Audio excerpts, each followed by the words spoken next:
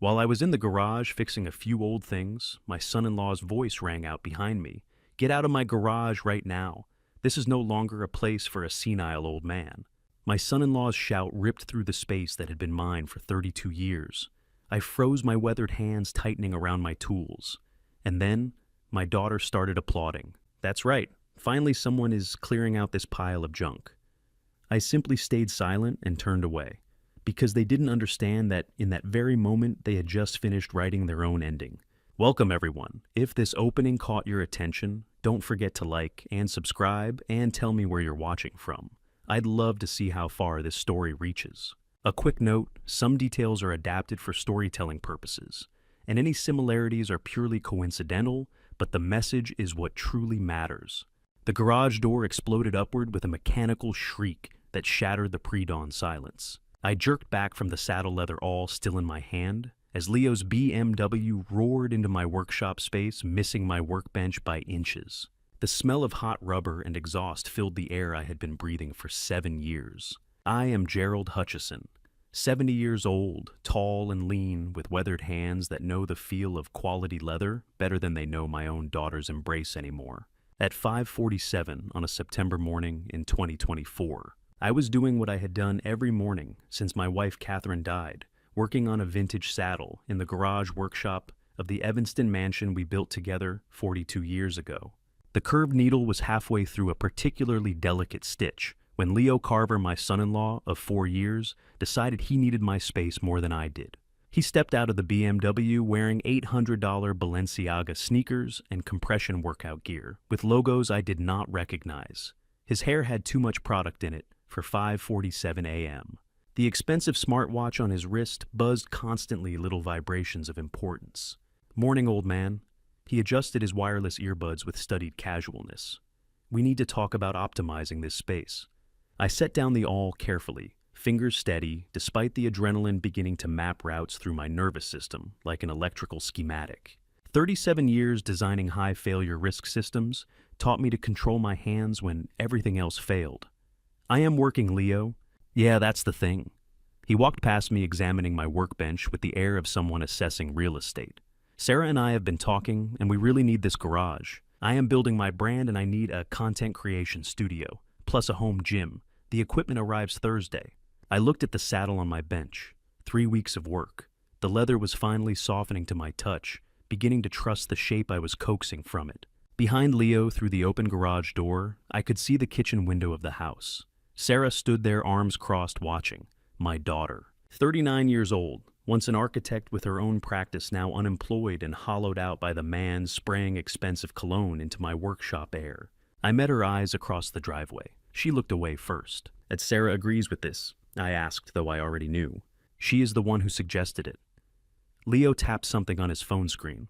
"Look, we are giving you 5 minutes to grab what you need. I already cleared it with Sarah. The space is wasted on hobby projects when I could be generating actual income here." That was when I noticed Sarah's hand trembling as she gripped the doorframe. A flash of memory, her 8th birthday, those same small hands trembling as she opened my gift, the first leather wallet I had ever made. She had traced the stitching with one careful finger and whispered that it was the most beautiful thing she owned. 24 hours later, I found it in the trash, replaced by a plastic Hello Kitty wallet her mother bought at the mall. Even then, Sarah knew which love to accept and which to discard. I snapped back to the present, those hands now clenched with something that was not excitement. "I will need more than 5 minutes," I said. "You will need exactly 5. Leo was already pulling equipment out of his car. "Sarah, can you grab that box from the recycling?"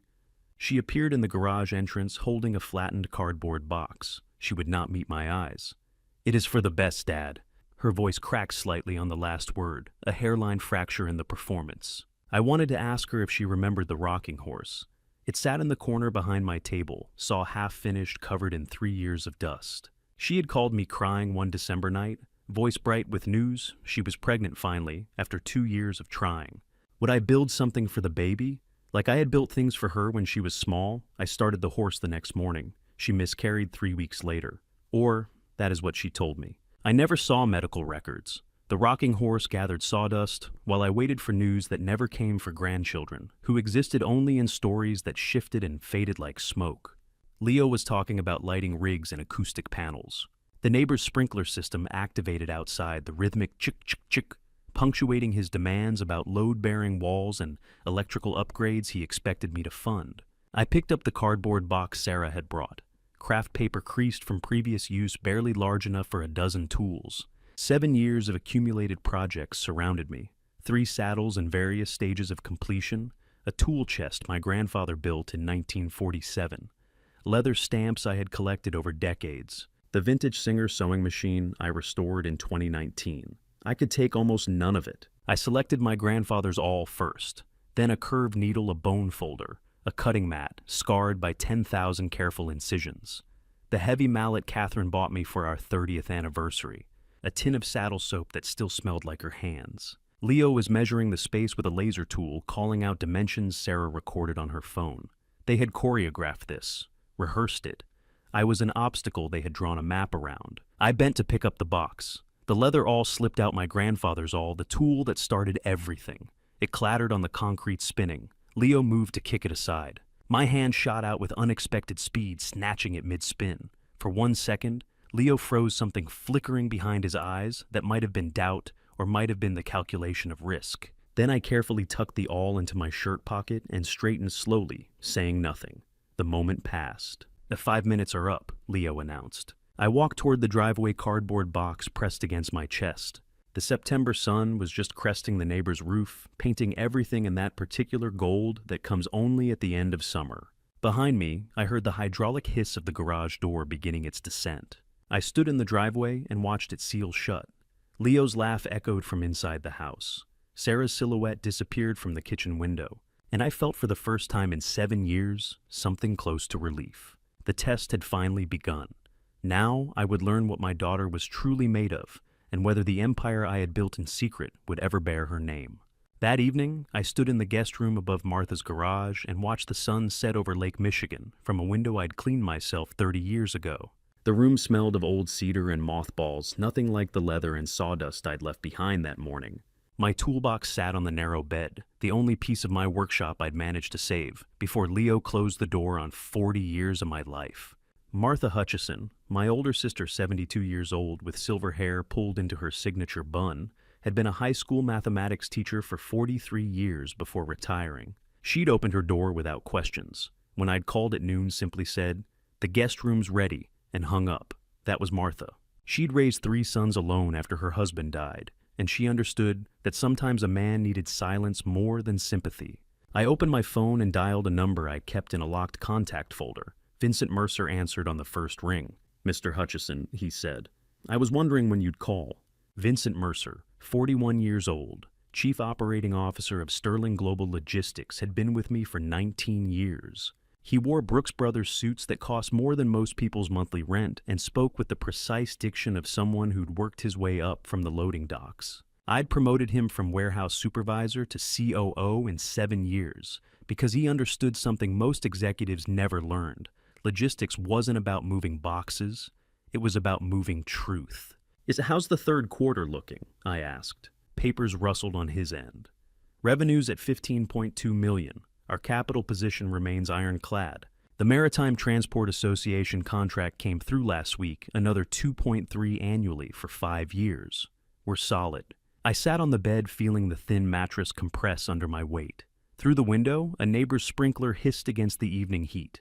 And the personal accounts, untouched. "Your daughter still thinks you're living on a $28,000 pension." "Good." Vincent paused.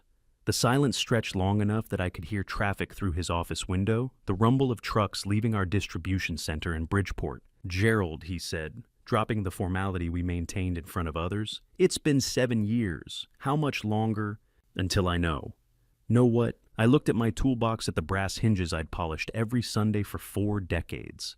Whether my daughter married a con artist or became one, the test had started small.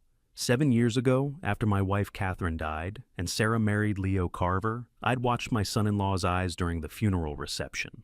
He'd stood in our Evanston home, champagne flute in hand, his Instagram-perfect face scanning the rooms with the focused intensity of an appraiser at an estate sale. When he'd asked about my retirement plans, with just a bit too much interest in his voice, I'd felt something cold settle in my chest. So I'd run an experiment. I'd stopped mentioning Sterling Global entirely. I'd dressed in Costco jeans and worn my Timex instead of the Rolex Vincent had given me for our 15th anniversary. I'd complained about pension checks and property taxes. I'd become exactly what Leo wanted me to be, a broke old man with a house worth taking. And then I'd waited. "What happened this morning?" Vincent asked. Leo took the garage, showed up at 5:47 with a moving truck and two men I didn't recognize. Said they needed it for his consulting business. Sarah stood behind him the whole time and didn't say a word. Jesus! I grabbed my toolbox and left. That's it.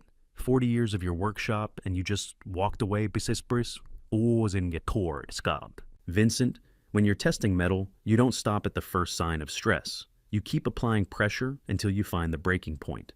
I stood and walked to the window, pressing my palm against the glass. It was still warm from the day's heat, smooth and unyielding.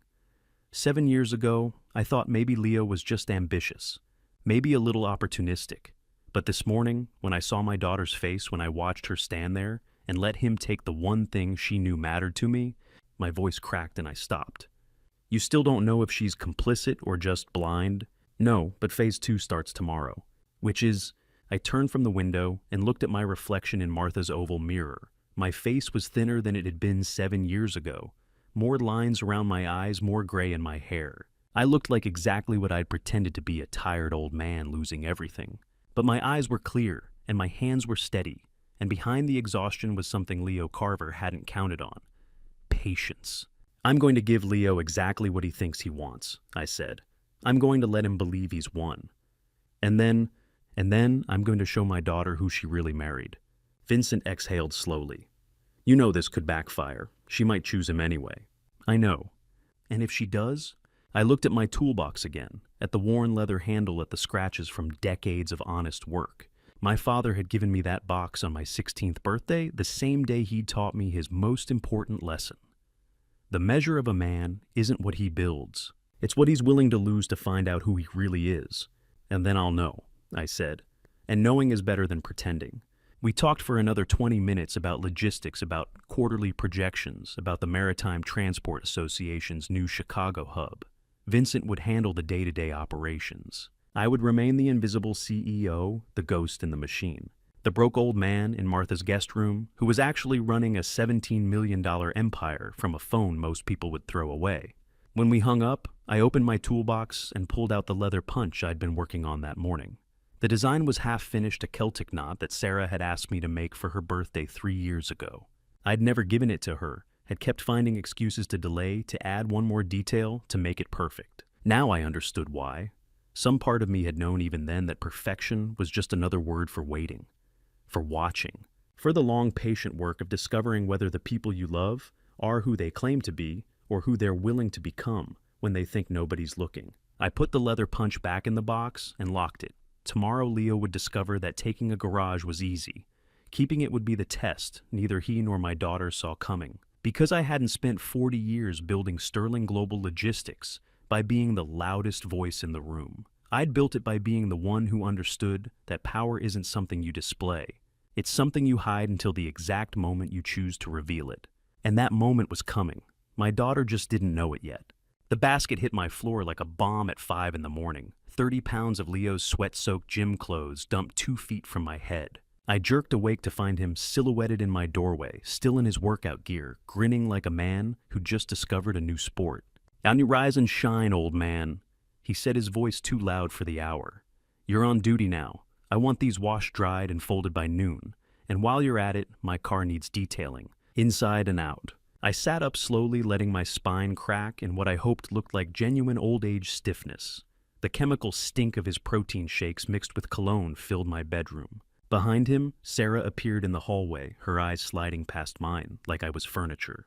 "Dad, could you also fix that cabinet?" she said, studying the doorframe. "It's been broken for weeks." I nodded, smiled even. "Of course, whatever you need." They left me there, and I listened to their footsteps retreat down the hall, listened to Leo's laugh echo through what used to be my house. Then I rolled up my sleeve and checked the corporate watch hidden beneath the fabric before tucking it back. 5:03 in the morning. Day 1 of Phase 2. I started with the laundry carrying the reeking basket downstairs to the machines I'd installed myself 20 years ago. They thought I was gathering their dirty laundry. I was actually gathering evidence. While the first load churned, I photographed the garage they'd claimed my former workshop, now cluttered with Leo's expensive exercise equipment. The burner phone I kept hidden in my rescued toolbox made no sound as it captured every angle. By 8 in the morning, I was scrubbing the garage floor on my hands and knees. My back protested. My knees ground against concrete. And in the pocket of Leo's gym shorts folded among the sweat-stained fabric, I found a bank statement. $847,000 in debt. Credit cards, personal loans, a car lease he couldn't afford. I photographed it carefully, the red numbers burning into my memory. Then I didn't stop focusing on the rhythmic work until the task was complete. Every demand they made, every cruelty, I documented it all. Let them feel powerful. Power makes people careless. I was elbow deep in Leo's gym clothes that afternoon, the chemical stink making my eyes water when my fingers brushed against something else in a pocket, a receipt. I pulled it out carefully, the paper already softening from moisture. $4,200 at a Scottsdale resort charged 3 weeks ago. 3 weeks ago, Sarah had told me they couldn't afford to help with the property taxes. I'd offered to contribute playing the role perfectly, and she'd patted my hand like I was senile. "Don't worry about it, Dad," she'd said. "We'll manage." The receipt crinkled in my soapy hands. I photographed it with the burner phone, added the image to the growing file. Then I maintained my focus, letting the soapy water mask the evidence I was gathering. My daughter had lied to my face while planning her Arizona vacation on credit cards she had no intention of paying. The days blurred together after that, each one a new lesson in how far they would go. Day 3. I scrubbed toilets while Leo and Sarah hosted a dinner party in the next room. Through the bathroom door, I heard a guest ask, "Where's your father?" And Sarah's voice smooth as silk. "Oh, Dad's not feeling well. He's resting upstairs." I was 6 feet away on my knees inhaling bleach fumes. But to her friends, I didn't exist. Day 5. Leo stood over me at 6 in the morning while I repaired his treadmill, criticizing every movement. "Hey, Jesus, old man, you can't even fix a treadmill. What exactly were you good at? No wonder you went broke." I found the serial number while he wasn't looking, photographed it. Later that day, Vincent helped me trace it. Purchased with a fraudulent credit card, reported stolen 2 months ago. Day 8. Sarah handed me a list of errands that required 3 buses across Chicago. They wouldn't let me use a car. While I was out, I detoured to Sterling Global headquarters, met Vincent in the parking garage for 90 seconds. His face was tight with worry. "Sir, this is insane," he whispered, taking the USB drive I handed him. "Just tell her who you are and end this." "Not yet," I said. "I need to see how far they'll go. Document everything." On the bus ride back, sitting with transfers in my pocket and packages on my lap, I watched a young couple help an elderly man up the steps. The woman held his arm gently. The man carried his bag. They smiled at him. Strangers showing more kindness in 30 seconds than my own daughter had shown in 30 days. A car honked. I realized my vision had blurred. I wiped my face before anyone could see. Sentiment is data contamination, I reminded myself. But standing there alone in a crowd, I let myself feel it for just one moment, the sheer bottomless loneliness of being discarded by your own child. Then I pulled out my phone and texted Vincent a single line, "Accelerate timeline. I want options ready by month end." Loneliness is fuel. I was going to burn their world down with it. Day 11. Leo filmed me doing yard work in 85-degree heat, narrating for his social media followers. "Boomers who can't keep up," he said to the camera, laughing. I smiled for him, knowing every frame was evidence. Every laugh was a confession. They were building my case for me, one humiliation at a time. Day 13. Sarah asked me to clean the attic. The stairs were steep, the space cramped and stifling. She clearly hoped I'd find it too difficult and quit. Instead, I found boxes of old family photos. Sarah at 6, gap-toothed and laughing on my shoulders. Sarah at 16, rolling her eyes at my jokes, but smiling anyway. Sarah at 23, the day she graduated, hugging me so tight I could barely breathe. I held one photograph for a long time, studying the child's face. Then I put it back in the box and closed the lid. This child is gone, I told myself. Accept it. The woman downstairs is a stranger wearing her face. Data doesn't lie, and neither do actions. By September 15th, I'd spent 2 weeks on my hands and knees scrubbing floors and swallowing pride. That evening, I was in the kitchen again, my back screaming, as I worked the tile grout with a brush. Sarah sat at the table above me, reading a magazine, occasionally lifting her feet so I could clean underneath. My knees ached. My spine felt like broken glass. I was 70 years old on my hands and knees, scrubbing away my daughter's coffee stains, while she turned pages 6 inches from my head. The absurdity hit me like a physical weight. I could buy this house. I could buy this entire block. I owned a parking garage in downtown Chicago, worth more than Leo's entire fantasy life. And here I was, inhaling bleach fumes, playing the most expensive method acting role in history. My knee cracked, not the brush against tile, but actual cartilage grinding, and I had to bite back a sound. Worth it? I looked at Sarah's designer shoes, the ones I'd seen charged to a credit card she couldn't pay. Thought about the lies, the receipts, the fraudulent purchases. Yes, worth it. Every degrading second, because the higher they climbed on my back, the further they'd fall when I stood up. That's when Leo walked in, phone pressed to his ear, pacing. His voice was low, but not low enough. Julian, the timelines moved up, he said, and my hand froze mid-scrub for half a second before I forced myself to keep moving. The old man doesn't suspect anything. Once the dementia paperwork is filed, you'll get your access to the shipping contracts. We split it 60-40, like we agreed. Julian Vance. The name detonated in my mind like a grenade. Julian Vance's voice only fragments through a phone pressed to Leo's ear, but I'd have recognized that slick corporate tone anywhere. CEO of Vance Logistics International.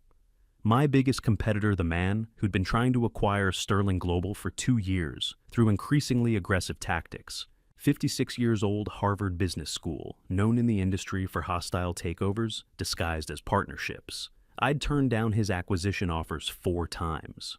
Apparently, he'd decided to go around me through my own family.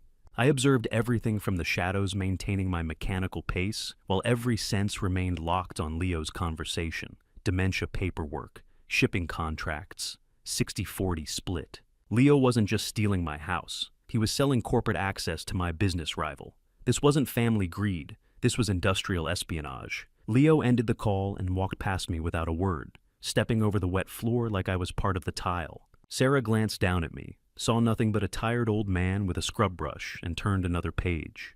I wrung out the brush, slowly watching pink soap water spiral down the drain, carrying away 2 weeks of staged humiliation. Leo's voice still echoed in my head. Timelines moved up. Above me in the attic, I'd hidden a second burner phone, with every conversation recorded. In my former garage, I'd installed micro cameras disguised as old equipment.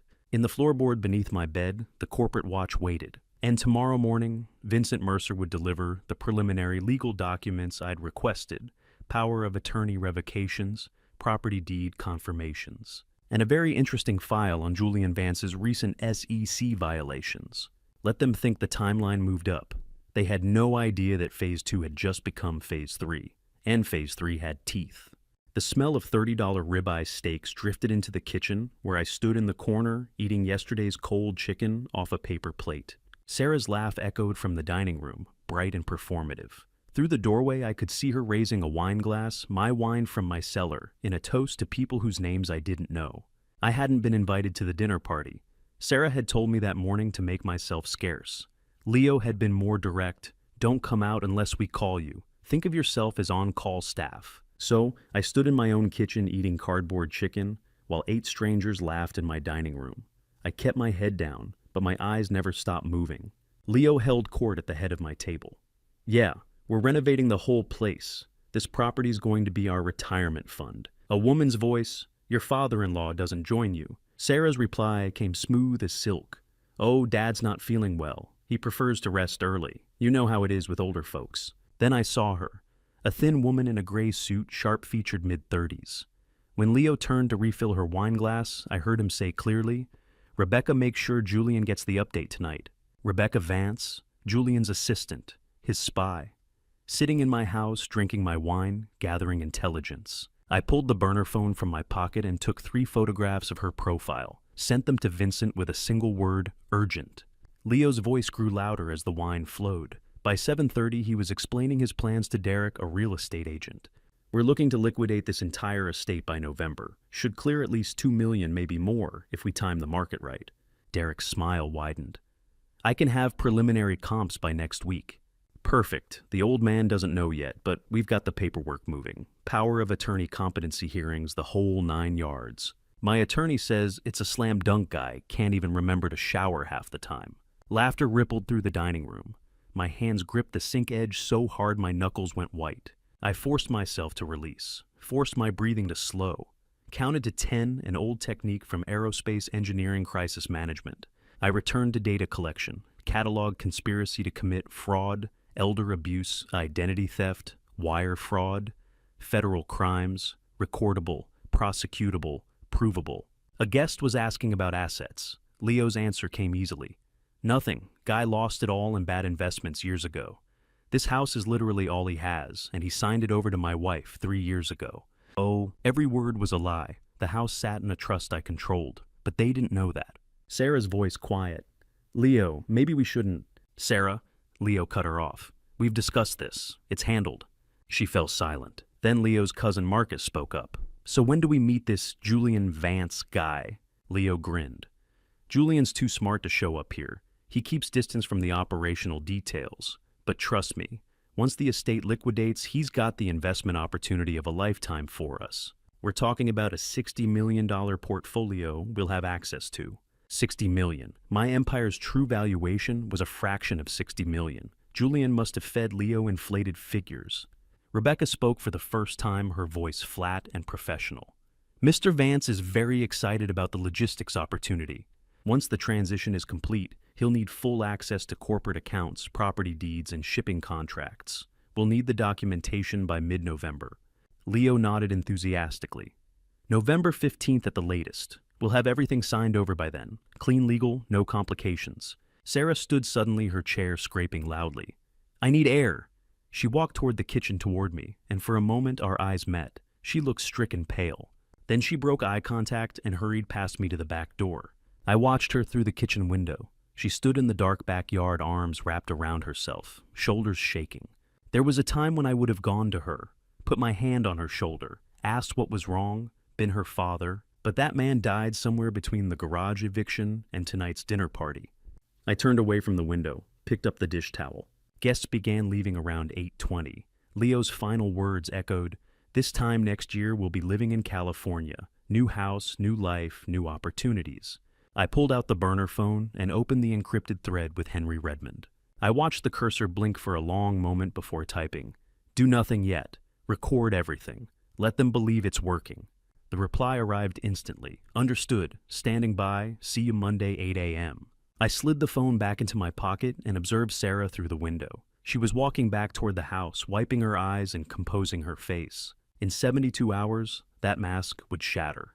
Monday morning, Henry Redmond would walk into federal court with documentation that would end their performance. I picked up their dirty wine glasses and began washing them by hand. 72 hours. I would let them sleep well this weekend. Let them dream about their $2 million and Julian Vance's $60 million fantasy. Monday morning would bring something else entirely. Leo's brake lights flared red 200 yards ahead, and I killed my headlights coasting into the shadow of a rusted grain silo. Calumet Harbor at 11:23 on a Saturday night was industrial darkness. Perfect for conspiracy. Perfect for what I needed evidence that would stand up in federal court. I'd been following him for 20 minutes. The rental sedan I'd picked up that morning, paid cash, fake name, handled better than expected. Leo had no idea I was behind him. He wasn't meeting a client. He was meeting Julian Vance. I parked behind the grain silo and popped the trunk. Inside a directional microphone, night vision, monocular digital recorder with timestamp function camera with telephoto lens. 4 decades of precision engineering had taught me the value of silence. I moved through the parking lot on foot using shipping containers as cover. Leo's BMW sat under a broken streetlight. I positioned myself behind a stack of containers approximately 150 yards away, set up the directional microphone, tested the audio feed, crystal clear. My right knee screamed in protest. 70 years old, squatting in a freezing parking lot at midnight. If Leo or Julian discovered me here alone with no backup, I didn't let myself finish that thought. Instead, I focused the smell of rust and brine, the cold metal of the microphone in my gloved hands. My father had taught me to hunt when I was 12. Stay still. Control your breathing. Become part of the environment. I could crouch here all night if needed. Headlights swept across the lot. A black Mercedes sedan. I adjusted the microphone, started recording, pressed the timestamp button, 11:28 p.m., September 21st, 2024. Through the monocular, I watched a man step out of the Mercedes. Julian Vance. 56 years old, sharp jaw, expensive haircut, going silver at the temples, bespoke suit. I'd declined his acquisition offers 4 times over 2 years. Now, he was conspiring to steal my company through elder abuse and medical fraud. He'd made a fatal mistake. He thought I was a vulnerable old man. He had no idea I was the one holding the microphone. Through my earbuds, Julian's voice came through perfectly. "You're late. This better be worth the risk of meeting in person." Leo apologized, started explaining. Julian cut him off. "I don't care about your domestic issues. Where are we on the competency hearing? Dr. Mitchell and Dr. Cardenas are ready to sign the dementia diagnosis. $5,000 each cash, untraceable. They'll testify the old man is incapable of managing his affairs, poses a danger to himself, needs immediate institutionalization." My recorder captured every word, every name, every dollar amount. Timeline. Hearing scheduled for November 3rd. Once the judge signs the order, we have legal authority to access all his account's property assets. The house liquidates immediately. I don't care about the house, Leo. I care about Sterling Global, the logistics contracts, the shipping infrastructure. Your initial research said 60 million. Is that accurate, more Stas? En dispersen ayers. Leo hesitated. That's what the preliminary record showed, but I haven't been able to access the corporate accounts to verify. Once we have power of attorney, I'll get you everything. Julian's voice hardened. You better. I'm not paying you for a house. I'm paying you for access to a logistics empire. If those contracts aren't real, our deal is off. And Leo, if you're wasting my time, there will be consequences. Leo rushed to reassure him. It's real. Sterling Global Logistics incorporated 1994 5 regional hubs. Once we institutionalize him, it's ours. Not ours, mine. You get your finder's fee in the house. I get the company. They discussed payment. Leo would receive $500,000 once I was institutionalized. Julian would get exclusive access to Sterling Global's contracts. Then Julian asked, and your wife Sarah? She's on board? Completely. She's drafting the institutionalization paperwork right now. My hands clenched involuntarily. The directional microphone jolted. For one terrible second, the audio crackled. I forced my hands to steady, recovered the signal. But something inside me had jolted too. Institutionalization. Once you're declared incompetent and institutionalized, you lose everything: the right to refuse medication, the right to leave, the right to manage your own affairs, the right to be believed. You become a legal non-person. And my daughter was right now at this moment writing the document that would erase me. The conversation continued. Leo provided details. Dr. Raymond Mitchell, psychiatrist, facing a malpractice lawsuit, desperate for money. Dr. Elena Cardenas, neurologist with gambling debts. 2 corrupt doctors willing to commit perjury for $5,000 each. Video evidence strengthens the case, Julian said. Make sure you have timestamps, multiple incidents documented decline. Judges love documentation. Leo explained they were keeping Sarah in the background. Better optics if the concerned son-in-law sought help instead of the daughter testifying. Smart. The daughter testifying looks cruel. You testifying looks responsible. I cataloged every detail. Dr. Mitchell, Dr. Cardenas, Judge Patricia Morrison, November 3rd. Conspiracy, bribery, falsification of records, elder abuse, fraud, federal crimes. Julian reminded Leo, November 3rd. Don't miss that hearing. And Leo, if this falls apart, I was never here. This meeting never happened. Understand? They shook hands. I captured it on camera through the telephoto lens. Only when the parking lot was silent did I emerge legs stiff from 40 minutes of crouching. I walked back to my rental car and sat in the driver's seat. Played back the recording. Crystal clear. Every word, every name, every dollar amount. But when Leo's voice said, she's drafting the institutionalization paperwork right now, I stopped the playback, rewound, played it again. Sarah wasn't being coerced. She wasn't being manipulated. She was sitting in my house using my electricity and writing the legal document that would have me declared insane and locked in a psychiatric facility. I pulled out my burner phone and typed a message to Henry. Full recording secured. Every word, every name. I paused, then added, "We wait." His reply came quickly. "You're sure?" I looked out through the windshield at the empty harbor. "If they think they're winning," I typed back. "Let's see how far they go." The Night Owl Diner smelled like burnt coffee and grease-trap dreams. Fluorescent lights buzzing overhead at 5:47 in the morning, the exact time Leo had evicted me from my garage 3 weeks ago. Poetic maybe, or just coincidence. Henry Redmond sat across from me in the cracked vinyl booth, his reading glasses reflecting the glow of my recording device sitting between us like evidence at trial, which technically it was. I slid it across the table. Henry plugged in earbuds and pressed play. I watched his face while he listened, professional interest shifting to shock, hardening to cold fury. 15 minutes of audio. When he finished, he removed the earbuds and set them down carefully. "Yes, this is federal," he said. "Multiple counts. Elder abuse, mail fraud, wire fraud, bribery of medical professionals, attempted institutionalization under false pretenses. RICO predicates if we want to push conspiracy. Leo's looking at 10 to 15 years federal minimum.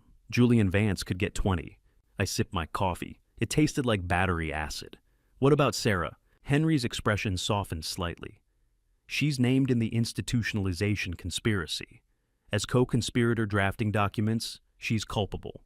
Probably 5 to 7 years eligible for plea deal if she cooperates." I set down my cup.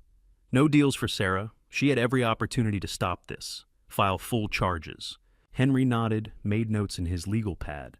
"Assistant U.S. Attorney Maria Delgado will review the evidence this morning. White Collar Crimes Division. She's good 20-year prosecutor, took down the Kowalski political machine in 2019. If she approves, we'll convene a grand jury next week." "When do we arrest them?" "That's the strategic question." Henry pulled a manila folder from his briefcase. "We could move today. The recording is enough for warrants, but federal prosecutors like to overbuild cases. They'll want more evidence, and more they confessed on tape. They did, but if we wait, they'll keep committing crimes. Every move they make strengthens our case." He opened the folder. "Look at this." He slid a document across the table. Official Northwestern Memorial Hospital letterhead. Dr. Raymond Mitchell's signature, crisp and professional. I picked it up. The words hit me like physical blows. Patient exhibits severe cognitive decline inconsistent with normal aging. Observed incidents include failure to recognize daughter Sarah Hutchison on 3 separate occasions, aggressive outbursts when confronted with routine tasks, demonstrated inability to manage basics, financial decisions, poses significant danger to self due to impaired judgment. I read it again, then again. Every word was a lie. Every observed incident was fiction, and yet it looked perfect medical terminology, clinical detachment, authoritative formatting. If I were a judge seeing this, I'd believe it. That was the point. That was the horror. A man I'd never met had written my psychiatric death sentence for $5,000. I set the report down carefully, afraid I'd tear it. My hands were shaking. Henry watched me quietly. "There's a second one from Dr. Cardenas. Nearly identical language. They're not even trying to make them look independent."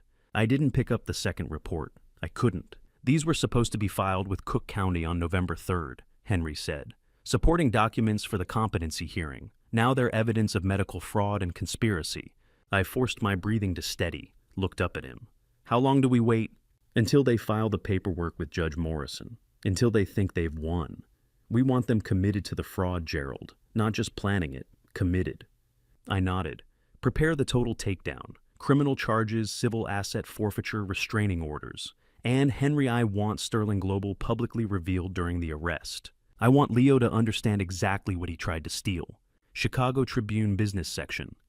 Hispanum besigisalmadasens. Whatever creates maximum exposure. Henry smiled grimly. "By Wednesday, the legal machinery will be in motion. They'll never see it coming." I returned home at 8 that morning. Leo and Sarah were still asleep, hungover from whatever they had done Saturday night. I made them brunch, cleaned the kitchen, said nothing. Let them think they'd won. Let them relax into certainty. The next 5 days were a study in patience. Monday afternoon, Leo met with Derek, the real estate agent, in our living room. I did yard work outside, but the window was open. Leo's voice carried clearly. "We'll have legal authority over his assets by November 3rd. List it November 4th. I want sold signs up by Thanksgiving." I photographed Derek's business card when he left. Texted it to Henry, add to witness list. Tuesday, Sarah asked me to clean out the attic. While moving boxes, I found a folder labeled Legal Documents, Dad. Inside Sarah's draft institutionalization petition. Printed pages, clinical language, efficient and cold. Petitioner requests court order for involuntary psychiatric evaluation and commitment of Gerald Hutchison, date of birth, March 14, 1956, due to severe dementia, paranoid delusions, and inability to manage personal affairs. Petitioner further requests appointment of Leo Carver as legal guardian with full power of attorney over respondent's person and estate. I read it twice, photographed every page with my burner phone, texted them to Henry Serra's work. Admissible. He replied within minutes, devastating evidence. Thank you. Involuntary commitment. Paranoid delusions. She wrote this, my daughter wrote the words that would lock me in a psychiatric facility. Each sentence was a nail in her own coffin, and she didn't even know it. That afternoon, while I scrubbed the kitchen floor again, always again, like Sisyphus with a mop, I heard Sarah upstairs in the study typing. The rhythm was steady, purposeful. She wasn't browsing social media. She was writing something that required concentration. I knew what it was, the institutionalization petition. And now, listening to the click-clack of keys above me, I pictured it Sarah at the desk laptop, open crafting legal language that would declare me incompetent, choosing words like severe dementia and unable to care for himself. Did her fingers hover over the keys when she typed danger to himself? Or was it mechanical, just another document like a grocery list? I'd never know, never ask. The typing continued. I continued scrubbing. 2 people in the same house, one writing erasure, one gathering evidence. The floor was clean. I kept scrubbing anyway.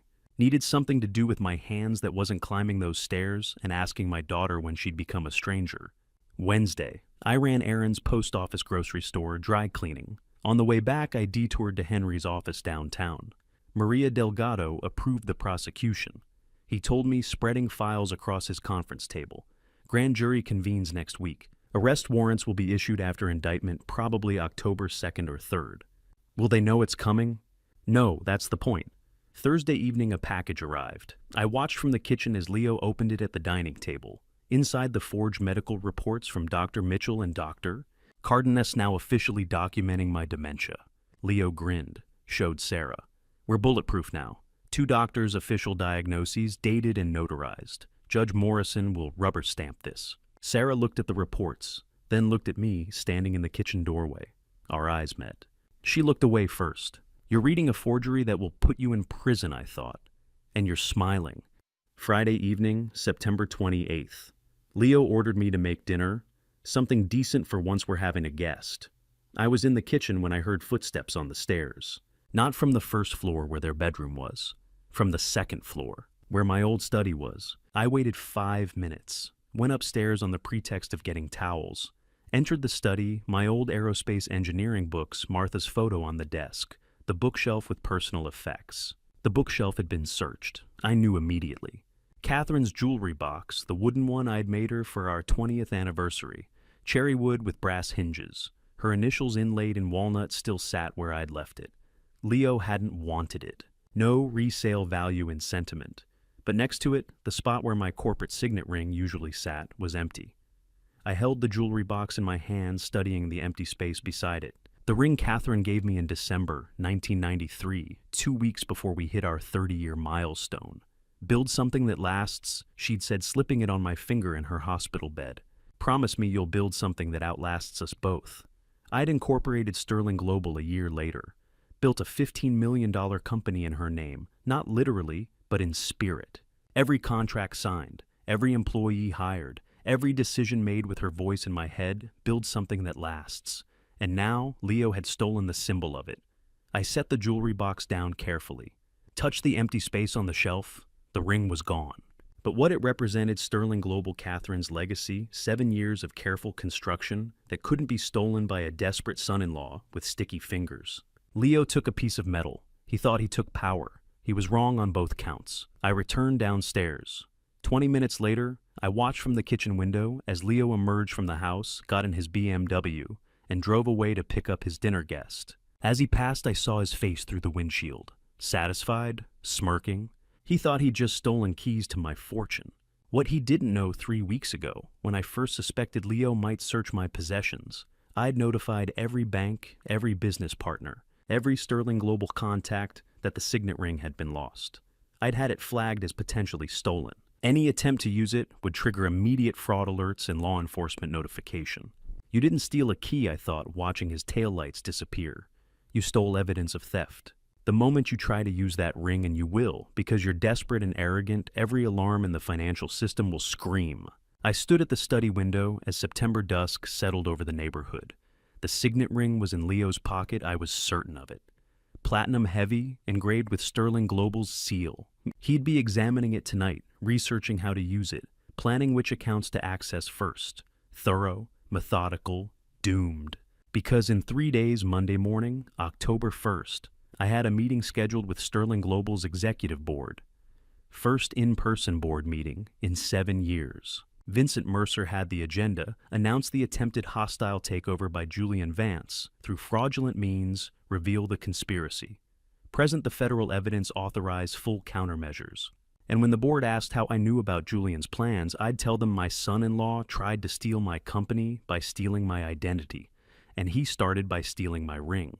The ring currently flagged with every financial institution in Illinois. The ring that would trigger federal fraud alerts the moment Leo tried to use it. I turned away from the window. In 72 hours, the board meeting. In 5 days, the grand jury. In 7 days, the indictments. In 10 days, the arrests. Leo thought he was counting down to November 3rd and his fake competency hearing. He had no idea he was counting down to October 10th and his very real arraignment. The ring was gone. The trap was set. All that remained was waiting for the snap. Sarah's handbag gaped open on the foyer console table, like an accusation cream leather expensive, carelessly left behind when she'd rushed upstairs to shower. I'd just come in from taking out the trash, Leo's latest command still ringing in my ears. Don't forget the recycling, old man. And there it was, not the handbag itself, the document inside it. I knew I should walk away, knew I was invading her privacy. Did it anyway.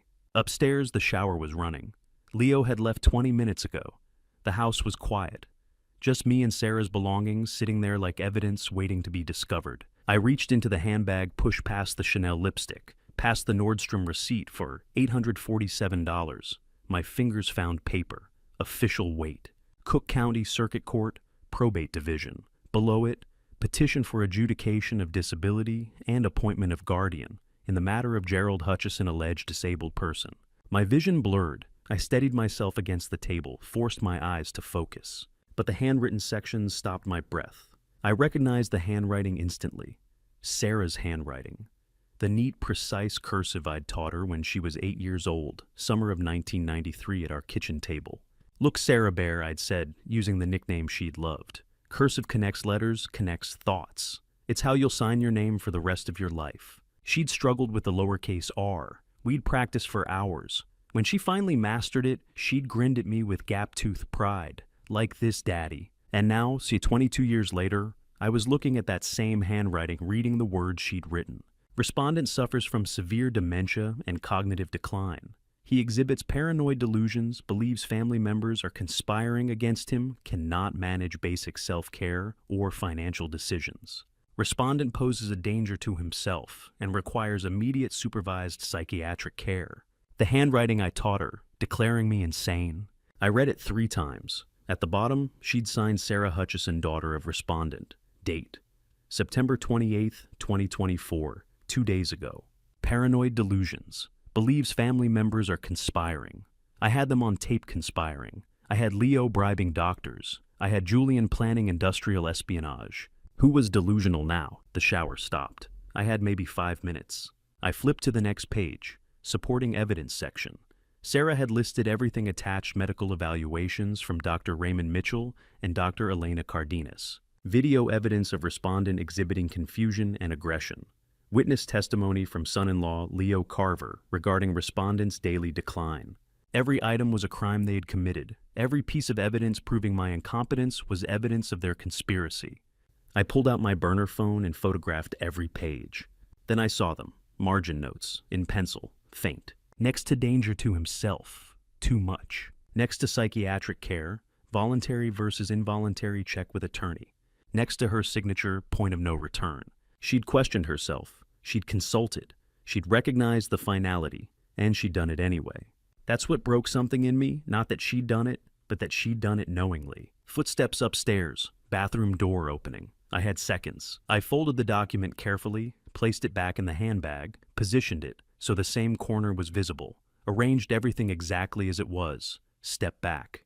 My reflection caught in the foyer mirror, an old man, worn Target clothes, gray hair that needed cutting, tired eyes, stooped posture. I looked exactly like the man Sarah had described in her petition, someone who needed help, someone who might be confused, and that was the most dangerous thing about me.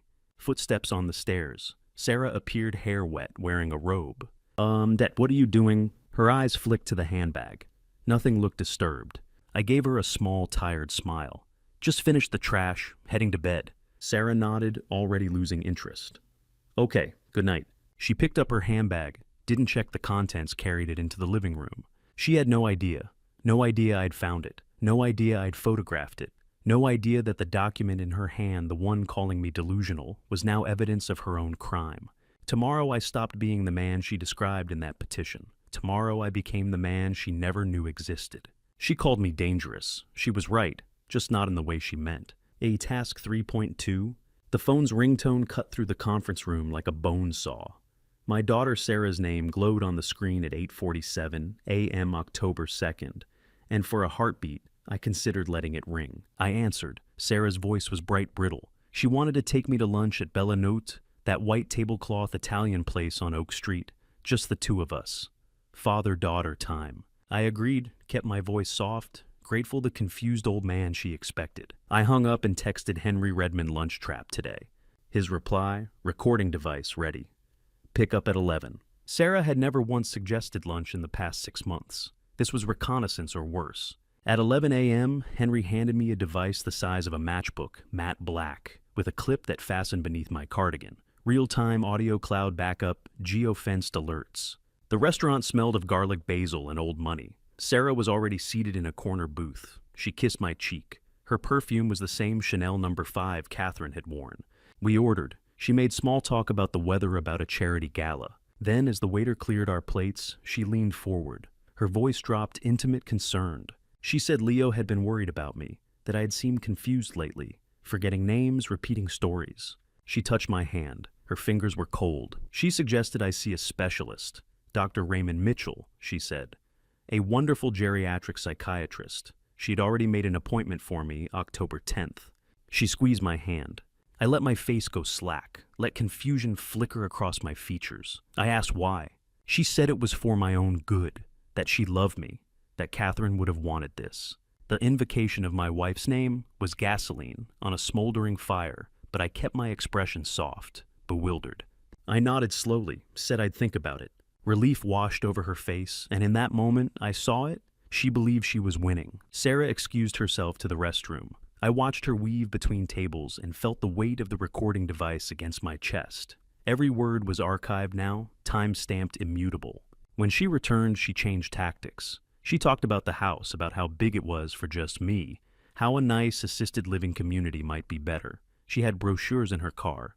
I forced a smile, said I'd look at them. Outside, Sarah walked me to the curb, her arm looped through mine. She said she'd call in a few days to remind me about Dr. Mitchell. She kissed my cheek, climbed into her white Range Rover, and drove away.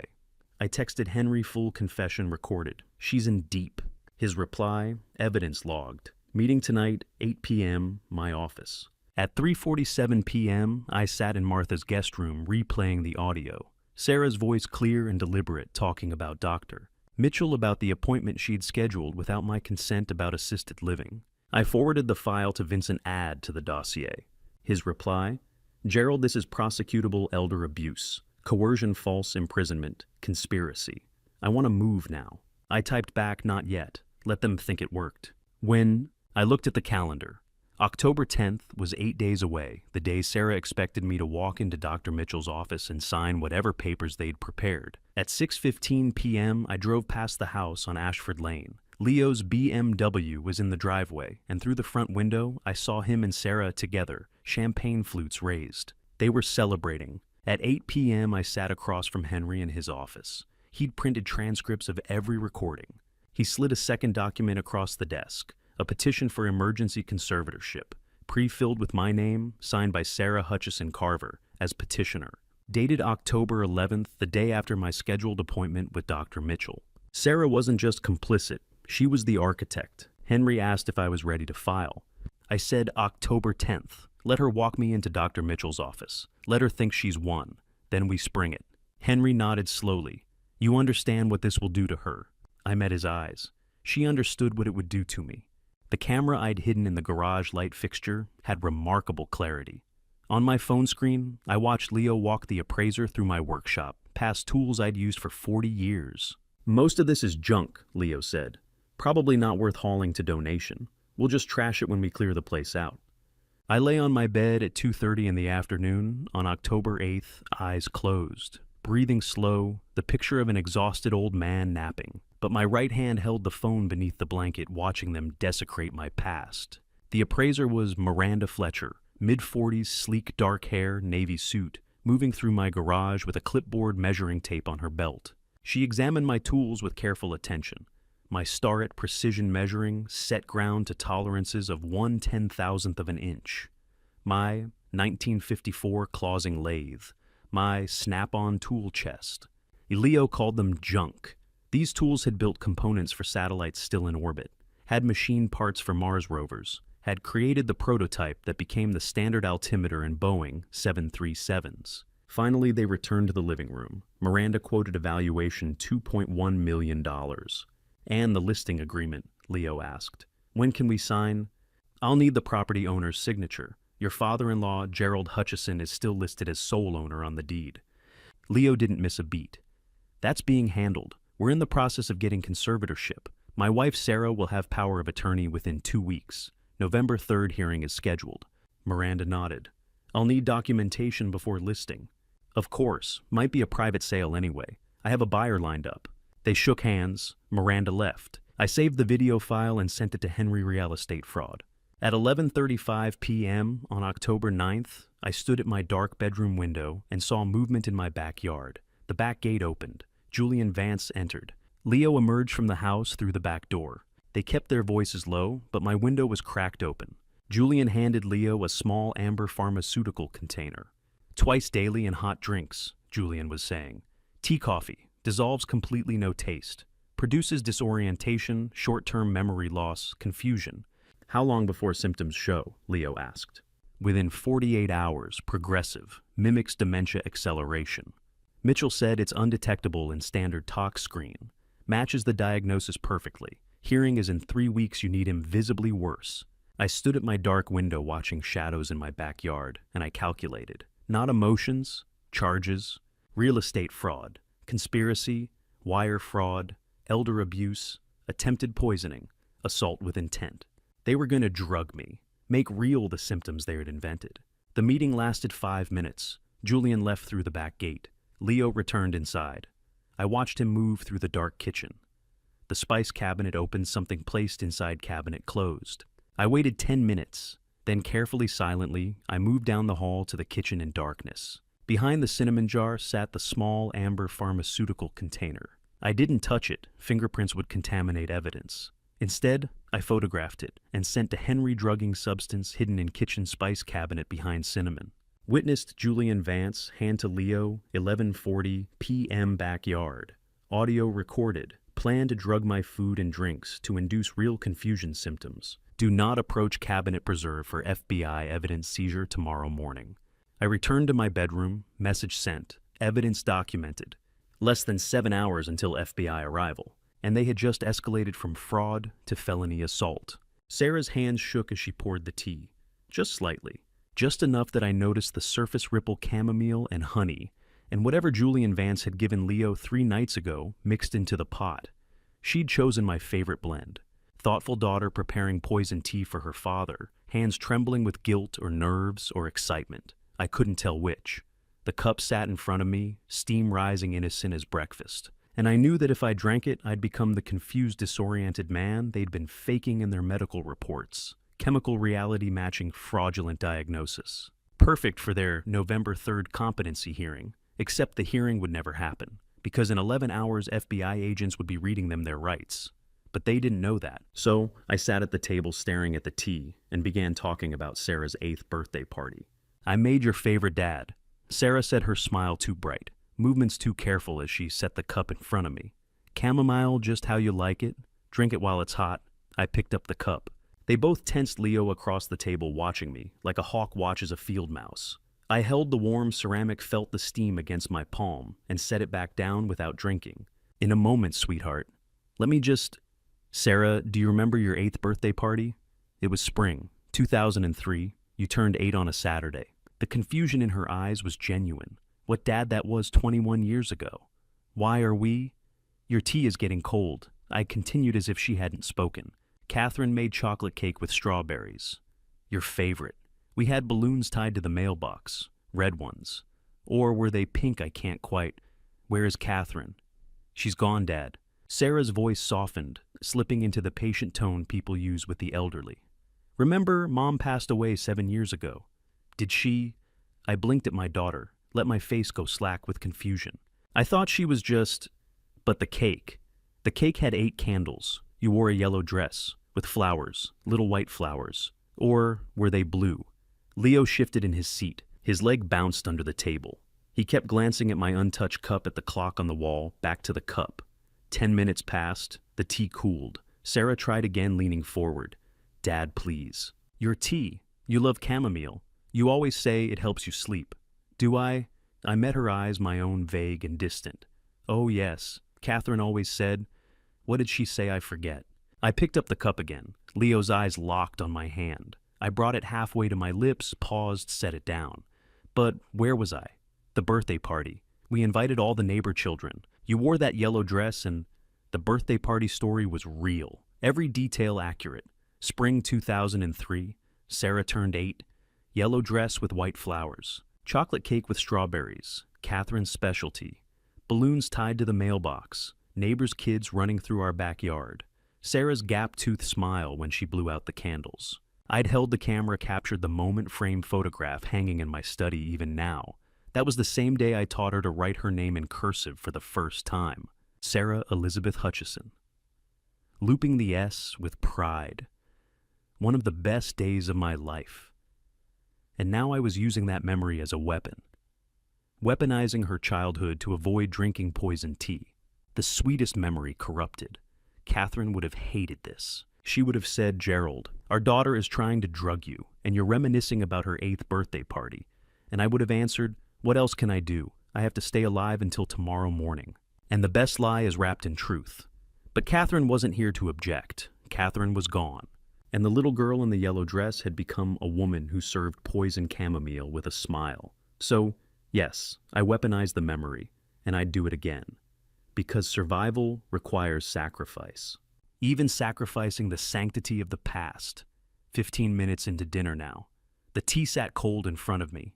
Leo's anxiety reached a visible peak. He wiped his forehead. Checked his watch for the 3rd time. The plan was simple: drug. Gerald document increased confusion over next few days. Use it for November hearing, but I wasn't drinking. And he couldn't explicitly order me to drink without arousing suspicion. Then, Leo made his mistake. He reached for the teapot, the same pot Sarah had poured my cup from, and filled his own cup halfway. Just need to calm down, he muttered. This is taking too long. He drank. 3 long swallows. Set the cup down. Poured more. I watched this happen in real time, my face carefully neutral, still rambling about birthday parties and yellow dresses. And where was Martha? Again, inside, I counted. 20 minutes, Julian had said. Onset rapid for oral administration. 20 minutes until symptoms. I continued my story. Sarah picked at her pot roast, watching my untouched cup with growing concern. Leo drank his tea, stress drinking, to settle his nerves. The irony was so dark it was almost beautiful. Then Leo paused mid-sentence about something weather traffic. I wasn't listening. He touched his forehead. Is it hot in here? I feel hot. Leo, are you okay? Sarah's attention shifted from me to her husband. Just tired, Leo said. Long day. Where were we? But his words ran together slightly, very slightly at first, like his tongue was too thick for his mouth. I watched his pupils dilate. Medical school training from 50 years ago, never forgotten. Mydriasis, the clinical term. His eyes widened not from emotion, but from pharmaceutical effect. Autonomic nervous system disruption. The drug Julian provided, likely a benzodiazepine variant or anticholinergic compound, was crossing the blood-brain barrier, binding to receptors, disrupting neurotransmitter function. 20 minutes as promised. Onset rapid for oral administration.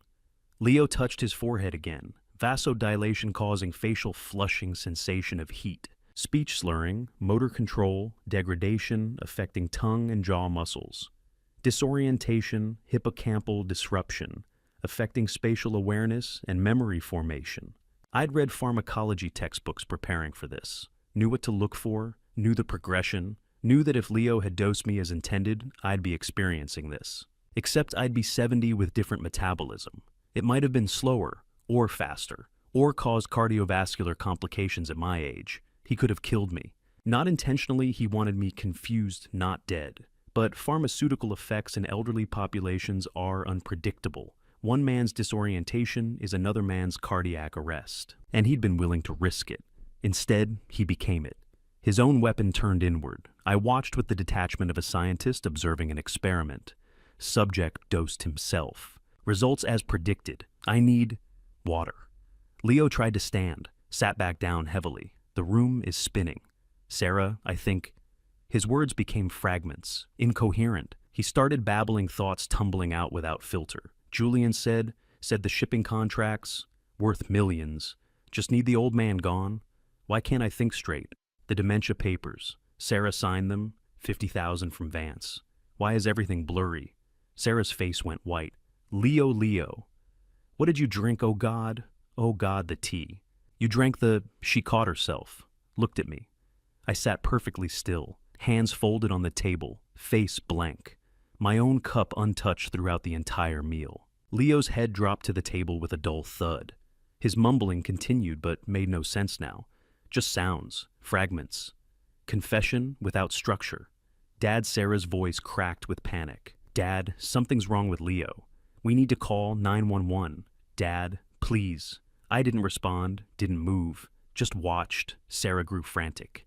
Dad, did you hear me? Leo needs help. Dad, please. Sarah wanted me to speak, to explain, to react, but I didn't. Because silence, I'd learned, was the most powerful response. Words would have given her something: anger to fight against confusion, to exploit forgiveness to claim. Silence gave her nothing, just herself and her conscience and her terror. Silence forced her to fill the void with her own thoughts, to imagine what I was thinking, to project her guilt onto my blank face and see judgment reflected back. Silence was the absence of mercy, the withdrawal of relationship, the void where a father used to be, and it was terrifying, more terrifying than accusation, more damaging than rage. Because rage could be countered, accusations could be denied, but silence just sat there, vast, empty, unassailable. She'd called me an empty shell through her inaction, watching Leo say it, nodding, saying nothing. Now I gave her the emptiness she'd named. Let her experience what empty really felt like. A father who wouldn't speak, wouldn't help, wouldn't forgive, wouldn't acknowledge her existence except through cold observation. I finally turned to look at her, slowly. My eyes met hers. And for just a moment, one brief, terrible moment, my expression was completely clear, sharp, aware, knowing. Sarah froze. The mask slipped. She saw behind it, saw that I knew about the drug tea, knew about the conspiracy, knew everything. The realization crossed her face, horror, understanding, fear. Then my expression went vacant again. Confused old man returned. What dear I was. Where are we? Is it dinner time? But it was too late. She saw, and she knew I knew. Dad, her voice barely a whisper now. Dad, please. We need... I don't know what to do. How long? How long have you known? I stood slowly, carefully, like the old man she thought I was. Picked up my untouched teacup, carried it to the kitchen sink, poured the drugged chamomile down the drain, watching the liquid swirl away. The poison that would have made me the confused old man they had faked in their medical reports, now gone wasted. Irrelevant. Leo had drunk it instead. Karma delivered in a teacup. Perhaps you should call poison control, Sarah. My voice was calm, measured, perfectly clear. It seems Leo has ingested something disagreeable. Her face went white as paper. I returned to my bedroom, closed the door, and heard her through the walls calling 911 with a shaking voice. My husband is, I don't know. He's incoherent, confused. I think he's been poisoned. The operator's voice faint. Poisoned. Do you know what substance? Long pause. Because answering would be confession. I checked the time. 10 hours and 17 minutes until dawn. Until FBI. Until the empty shell became the weapon. Until they finally understood what they'd created. At 5:47 a.m. on October 18th, I dialed the one number I'd sworn never to use unless the war had truly begun. Marcus Dalton, Navy commander, retired 63 years old, voice like gravel and bourbon, answered on the second ring with the words, "This better be life or death, Hutchison." "It is," I said. "Leo poisoned himself with the tea meant for me. He's hospitalized. FBI postponed the arrests. His lawyer is claiming I tried to kill him, and Sarah hasn't spoken to me in 9 days." Silence on the other end. Then Marcus exhales slowly, the sound of a man recalculating a battlefield. "You let them turn it around on you." "No, I let them think they did. There's a difference." "Gerald." His voice dropped into command mode, the tone that had once ordered men into combat zones. "For God's sake, evict them today. File charges. You have everything you need." I stared out my bedroom window at the dawn breaking over Evanston, the house still and silent around me. I know, but I need them to commit one more crime, in public, at Richard Pembroke's charity gala on November 2nd. Then I destroy them with witnesses watching. You're giving them too much rope. They'll hang you with it first. I considered that. Considered Leo in a hospital bed, his lawyer spinning narratives about elder abuse in reverse, about a vindictive old man poisoning his son-in-law. Considered Sarah's silence 9 days of not speaking to me, 9 days of planning her next move.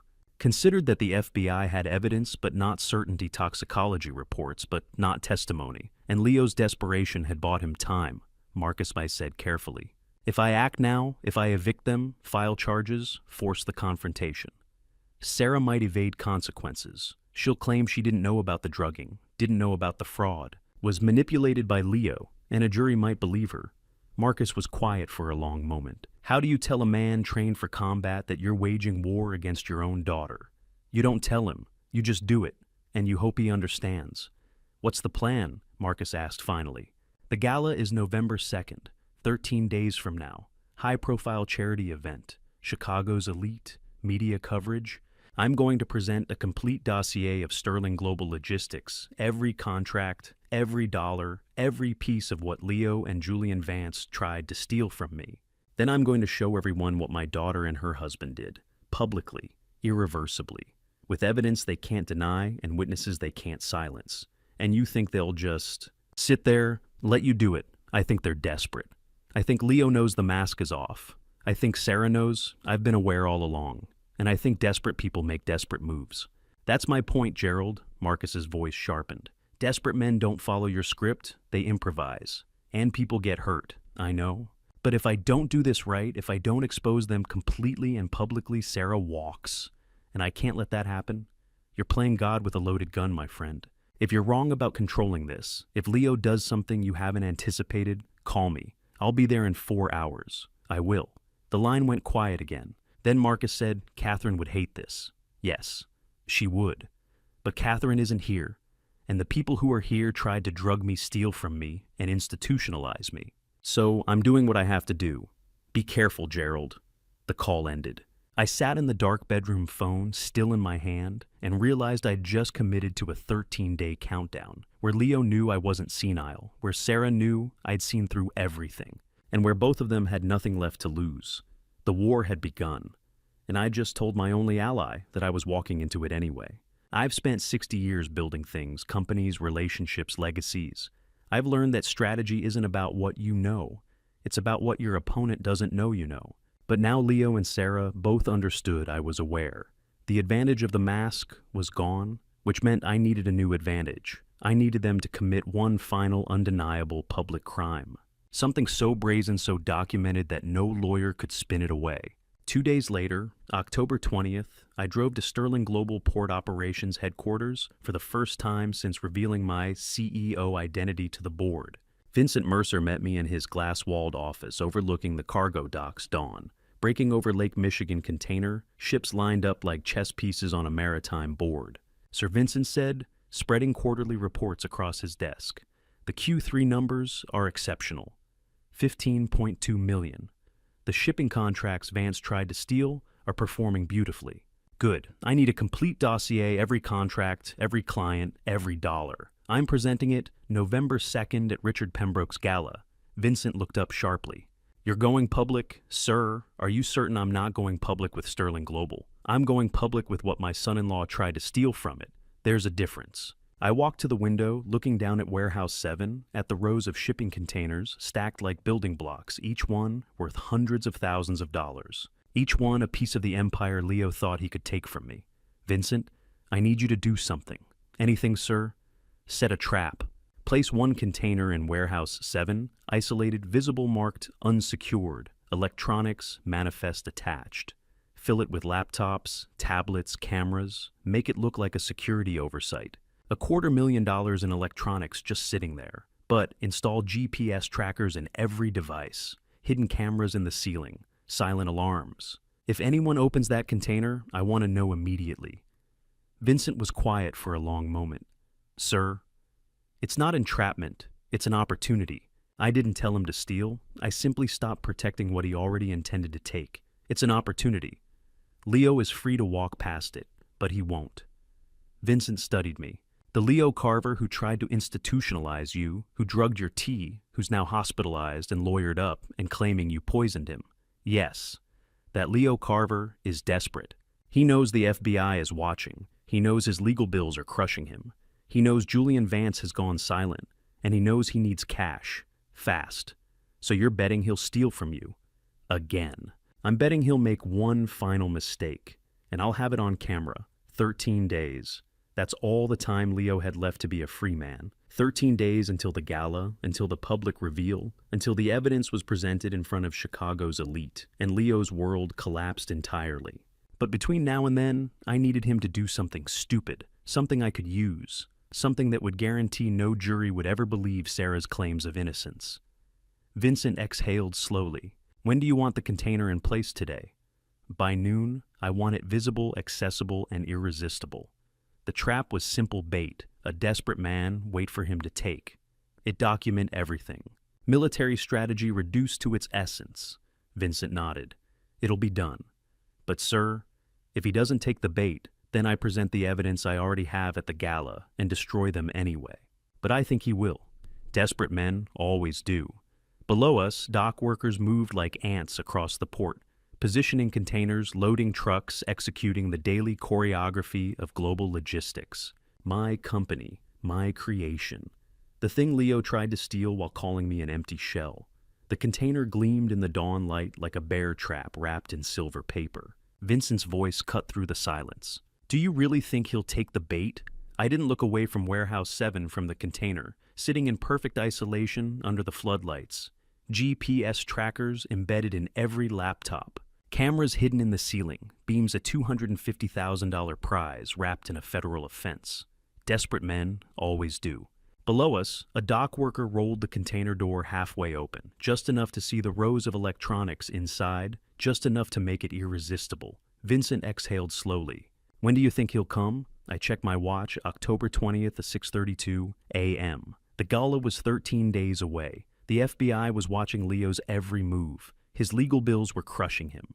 Julian Vance had gone silent, and somewhere in that house in Evanston, Leo was staring at his bank account, at the hospital bills, at the lawyer's retainer invoice, calculating how much time he had left before everything collapsed. Tonight, I said, or tomorrow. Desperate men don't wait. The container door swung gently in the morning wind, creaking on its hinges. An invitation, a trap, a final test, and I would be watching. The doorbell rang 3 times sharp, insistent wrong, and I knew before I reached the door that the war had just entered my home. Sarah and Leo had left an hour ago for his lawyer appointment. I wasn't expecting anyone. Through the frosted glass panel, I saw a silhouette, tall, expensive posture briefcase or portfolio. I opened the door. Richard Pemberton stood on my porch at 2:17 p.m., 62 years old. Silk Hermes tie Rolex. Submariner catching October. Sunlight leather portfolio under one arm. And a practiced smile that didn't reach his eyes. Evanston Country Club board member, charity gala organizer, and I was about to learn Leo's creditor. Gerald Richards said, warmly stepping forward as if I'd invited him. "You're looking well, sharp as ever. I'm impressed 70 years old and still running circles around everyone." I didn't move from the doorway. "What do you want, Richard?" He hesitated, smile faltering for just a moment, then gestured to the portfolio. "May I come in? We have some business to discuss." Regarding Leo, I considered closing the door in his face. Instead, I stepped aside, let him enter, and watched him appraise my living room with the eyes of an auctioneer pricing assets. "Beautiful home," he said, setting the portfolio on my coffee table. "Classic Evanston architecture, worth, what, $2 million, 2.3? I didn't answer. Richard get to the point. He opened the portfolio and pulled out a document, contract, legal letterhead, signatures. He slid it across the table toward me. "Leo owes me $180,000. Now, I'm a patient man, Gerald, but patience has limits. I thought perhaps the family could help. I picked up the document, scanned it. Loan agreement dated 6 months ago. Interest rate 18%. Collateral none specified. This is a personal loan between you and Leo. It has nothing to do with me." Richard's smile tightened. "Gerald, Leo is your son-in-law. He's married to your daughter. He's living in your home. Surely you want to help them through this difficult time. Leo's debts are Leo's problem. I'm not selling my home to fund his mistakes." Richard leaned back, crossing his legs, perfectly relaxed. "I'm not asking you to sell your home. I'm asking you to consider helping. Perhaps a family loan, perhaps leveraging some assets. You're a businessman. You understand cash flow problems. I understand that Leo made bad decisions and is now facing consequences. That's not my responsibility. $180,000. That's what my son-in-law's desperation cost in cash. But the price and consequences, that was coming due at 4K resolution." Richard's expression shifted. The smile vanished. His voice dropped into a tone I recognized from boardrooms and hostile negotiations, the voice of a man who'd stopped pretending to be friendly. "Gerald, let me be direct. Leo is under significant pressure. Legal fees from the hospital incident, medical bills, and my loan. He's exploring options. Some of those options involve liquidating assets. Assets he believes he has access to." "You mean my house?" Richard spread his hands. "I mean whatever keeps him solvent. And Gerald, young people find ways to get what they need. With or without permission. I'd hate to see this beautiful home damaged in the process." The threat was explicit now. Leo was planning something theft for sale violence. And Richard was here to give me advance warning either out of courtesy or to cover his own liability when it happened. I stood, slowly walked to the front door and opened it. "Get out of my house, Richard, and tell Leo that if he sets foot on this property without my permission, I'm calling the police." Richard gathered his portfolio, with deliberate calm, adjusted his tie. "Gerald, I'm trying to help you. The gala on November 2nd, there's going to be a significant announcement about Evanston's most inspiring comeback story. About a family that overcame challenges, about a son-in-law who turned his life around. It would be a shame if you weren't there to celebrate with them." The implication was clear. They were planning a public narrative at the gala, a redemption story, with me as either the supportive father-in-law or the vindictive obstacle they'd overcome. Either way, I was part of their script. "See you at the gala," Gerald Richards said, pausing on the porch. "I do hope you'll attend. It'll be enlightening." He walked to his Mercedes, climbed in, and drove away. I closed the door, leaned against it, and felt the timeline collapse. 11 days until the gala, and Richard had just confirmed they were planning to move before then. I pulled out my phone and called Henry Redmond. Henry answered on the first ring. "Gerald, what's wrong? I need the evidence package ready in 1 week, not 2. Richard Pemberton just threatened my home." "Threatened Gerald? We need to involve the police." "No, I need cameras. Every room. I want documentation of everything they do in the next 11 days. There was a pause. Then Henry's voice, careful and measured. "You want to turn your home into a surveillance operation." "Yes. Can you arrange it today?" "While they're out. I'll have a team there in 3 hours. But, Gerald, if they're escalating to threats, you need to consider your physical safety. Maybe stay with Martha, or I'm not leaving my home. Henry, I'm fortifying it. The mansion had been my prison. Now it was my courtroom, and every room was wired for testimony. At 6:47 p.m., 3 security technicians arrived in an unmarked van, 2 men in their 30s with ex-military posture and tactical bags. One woman in her 40s who carried the camera equipment cases. No company logos, no questions. Henry had hired professionals. The team lead, the woman name tag, read J. Martinez spread blueprints of my house across the dining room table. Sir, she said, tapping locations with a pen. We'll install 12 units. Living room 3 angles for full coverage. Kitchen 2 angles. Hallways 2. Garage 1. Exterior entry points 2. And we'll need your permission for 1 camera at your daughter's bedroom door. Exterior only, not interior, legal under Illinois law. Do it. Motion activated. Yes, sir. Cloud backup. Yes, sir. Audio recording in common areas. You're the homeowner. That's single-party consent legal. 4K resolution. Night vision invisible installation.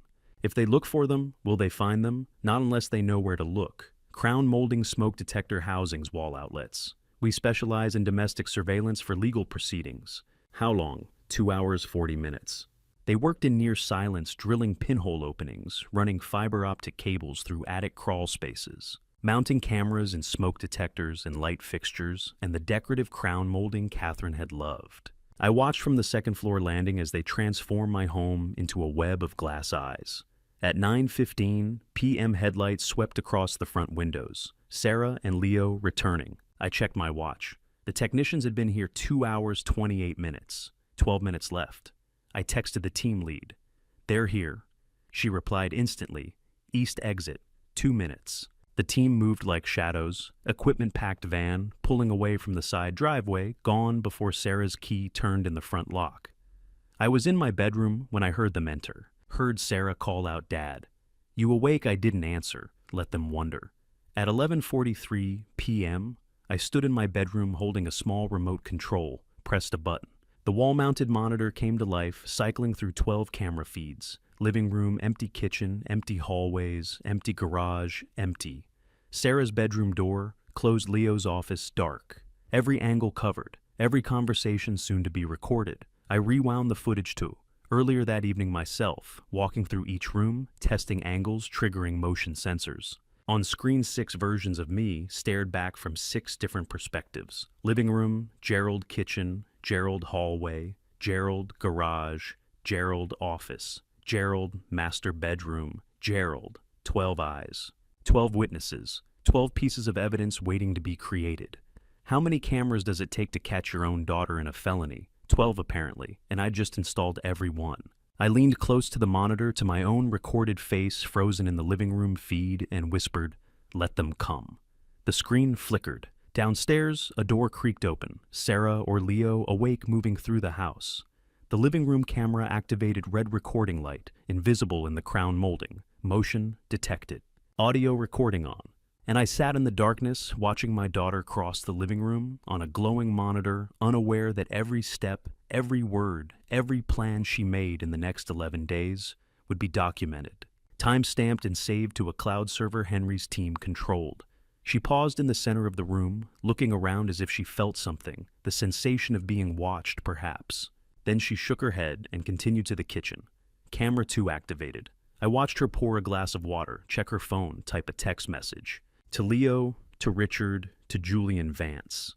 I couldn't see the screen, but the camera timestamp and her location were recorded. Evidence accumulating, frame by frame. She returned upstairs. The hallway camera caught her pausing outside my bedroom door, hand raised as if to knock, then lowering it. She went to her own room, closed the door. The mansion fell silent. I sat watching 12 empty rooms glow on 12 monitors, and I thought, the trap wasn't at the warehouse anymore. It was here, in every room, in every shadow, waiting. At 10:37 p.m. on October 24th, my phone buzzed motion-detected living room. I watched from my darkened bedroom as Leo unlocked my front door and Julian Vance entered carrying a leather briefcase. They sat on Catherine's couch, and I activated the recording. Julian's voice came through crystal clear. "You have the signet ring. Took it from his desk 3 weeks ago," Leo said. "He hasn't noticed. Half the time he can't remember where he put his glasses." They both laughed. Julian pulled out documents. "Here's the power of attorney. We'll forge his signature using the ring impression. Dr. Cardenas is backdating the incompetency evaluation to September. Hoffman will file Monday morning. By Wednesday, we'll have legal authority. And the Sterling Global sale. Leo asked. 15.2 million in assets. We sell to my shell company for 3 million. Your cut is 500,000. I need 10,000 up front. Hoffman won't move without cash. Neither will the county clerk or the notary. Julian produced a manila envelope thick with bills. Done. But Leo, if your father-in-law fights back, we commit him. The psychiatric hold papers are already drafted. 48-hour involuntary commitment, no hearing required. Leo hesitated. Then, he won't fight. He doesn't even know we're doing this. Good, because Richard is announcing the sale Saturday night at the gala. Once it's public, Gerald will have no choice but to accept it. And if he doesn't one phone call, and he's sedated in a psychiatric facility, either way, we own Sterling Global by November 1st. They shook hands. As Julian left, he paused. Your father-in-law built a $17 million company and lived like a middle-class retiree.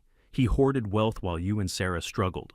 This isn't theft, it's redistribution. 37 minutes. That's how long it took my son-in-law to confess to fraud, forgery, bribery, elder abuse, and conspiracy. And I recorded every word. If you're still here with me, comment just one word here.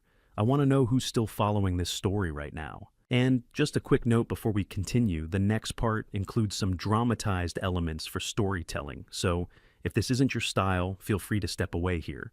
I texted Henry Redmond, that's enough. Record saved. His reply, Gerald, this is prosecutable. Federal charges, we have them. I typed, not yet. I need them at the gala. I need witnesses. You're walking a very dangerous line. If they execute this plan before Saturday, they won't. They need Richard's announcement for legitimacy. They need the public spectacle, and I'll give them one, just not the one they're expecting. I saved the recording to 3 separate cloud drives and forwarded the file to Henry with subject line, Exhibit A, Conspiracy. The next morning, Sarah knocked on my door, holding a white waiter's jacket. Dad, you're helping serve appetizers at Richard's gala, Saturday night. Family involvement. You'll be on the floor from 7 to 9 p.m., then backstage before the announcements. The waiter's jacket hung like a white flag of surrender. She had no idea I'd turned it into a Trojan horse. It's black tie for the guests, but Richard thought the waiter uniform would be appropriate for you, considering. I took the jacket without speaking. She was searching my face for compliance, confusion, resignation. She found nothing. They wanted me visible, compliant, humiliated. Serving champagne to the same people who'd watch Richard announce my estate liquidation. They'd dressed me for my own execution. I opened my group text with Henry and Vincent. The stage is set. This ends Saturday. Then separately to Henry, I need the evidence dossier printed, 115 pages, color photos, bound copies for every guest, and I need Marcus Dalton on standby with security. They're planning to commit me if I object. Already printing. Marcus is flying in Friday. Gerald, are you sure you want to do this at the gala? Your daughter will be in that room. I looked at the waiter's jacket, thought about Sarah's tight smile, about Leo's laugh, about Julian promising to lock me in a psychiatric ward. They chose the stage. I'm just providing the script. I called Marcus. It ends Saturday, November 2nd, 7 p.m., Richard Pemberton's charity gala, 200 guests. Full evidence reveal. I need you there, physical backup. They're planning to have me committed if I fight back. Long pause. I'll be there Friday night. Gerald, your daughter, will be in that room. She chose her side, Marcus, and Saturday everyone will know it. I hung up and opened the group text, print 200 copies of the evidence dossier, one for every guest. Downstairs, Sarah called, Dad, did you hear me? You're wearing the jacket Saturday. I didn't answer. I was staring at the white fabric, the costume of invisibility they had chosen for me. Camouflage. Access. The ability to move through that room unnoticed until the exact moment I needed to be seen. 7 days. That's all the time they had left. At 9:43 p.m. on October 27th, I drove through the dark port gates using a key Sarah didn't know I owned. The executive entrance opened silently. Vincent Mercer was waiting in the 5th floor control tower, 3 monitors glowing in the darkness. Through the glass walls, I could see the entire port spread below, and in the center of Warehouse 7, one shipping container sitting alone under floodlights. Container 47B, the trap. Sir, the container is positioned, Vincent said. Motion sensors active, GPS trackers embedded in every device, cameras operational. If he opens that door, we'll have him on federal theft charges within 60 seconds.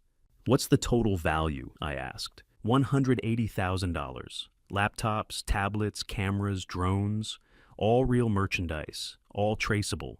GPS chips activate the moment they leave the port perimeter. Thermal camera showed the container as an orange rectangle in a field of blue. Motion sensors displayed as a green grid. GPS software showed a cluster of red dots, every tracked device waiting. $180,000.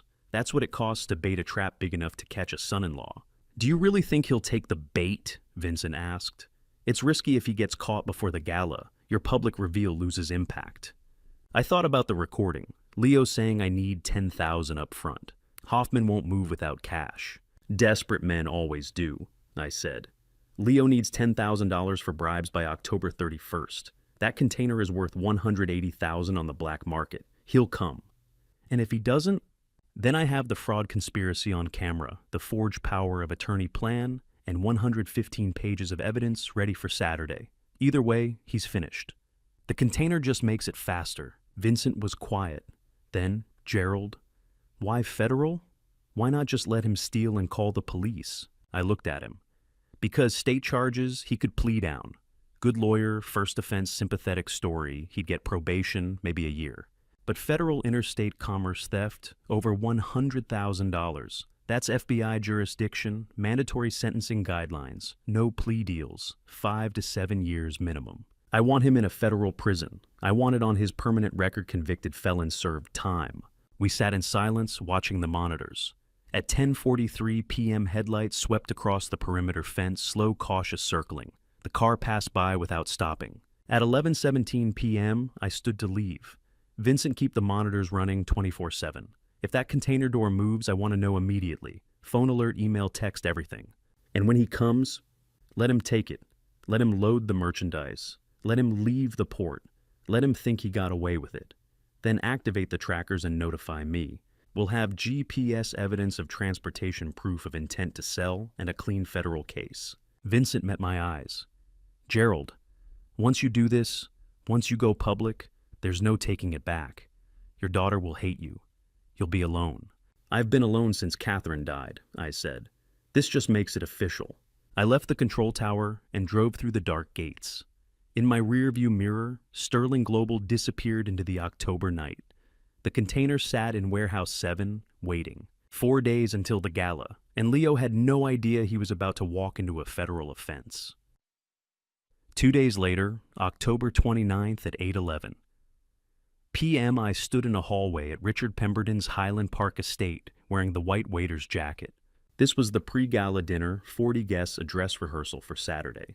Sarah had insisted I attend to practice serving. I carried trays of champagne through rooms full of wealthy strangers who looked through me as if I were furniture. The waiter's jacket was supposed to be my shroud. Instead, I'd turned it into armor. At 8:11 p.m., I spotted Sarah alone in a hallway. Leo was inside networking with Richard and Julian. I set down my tray and walked toward her. She looked up startled.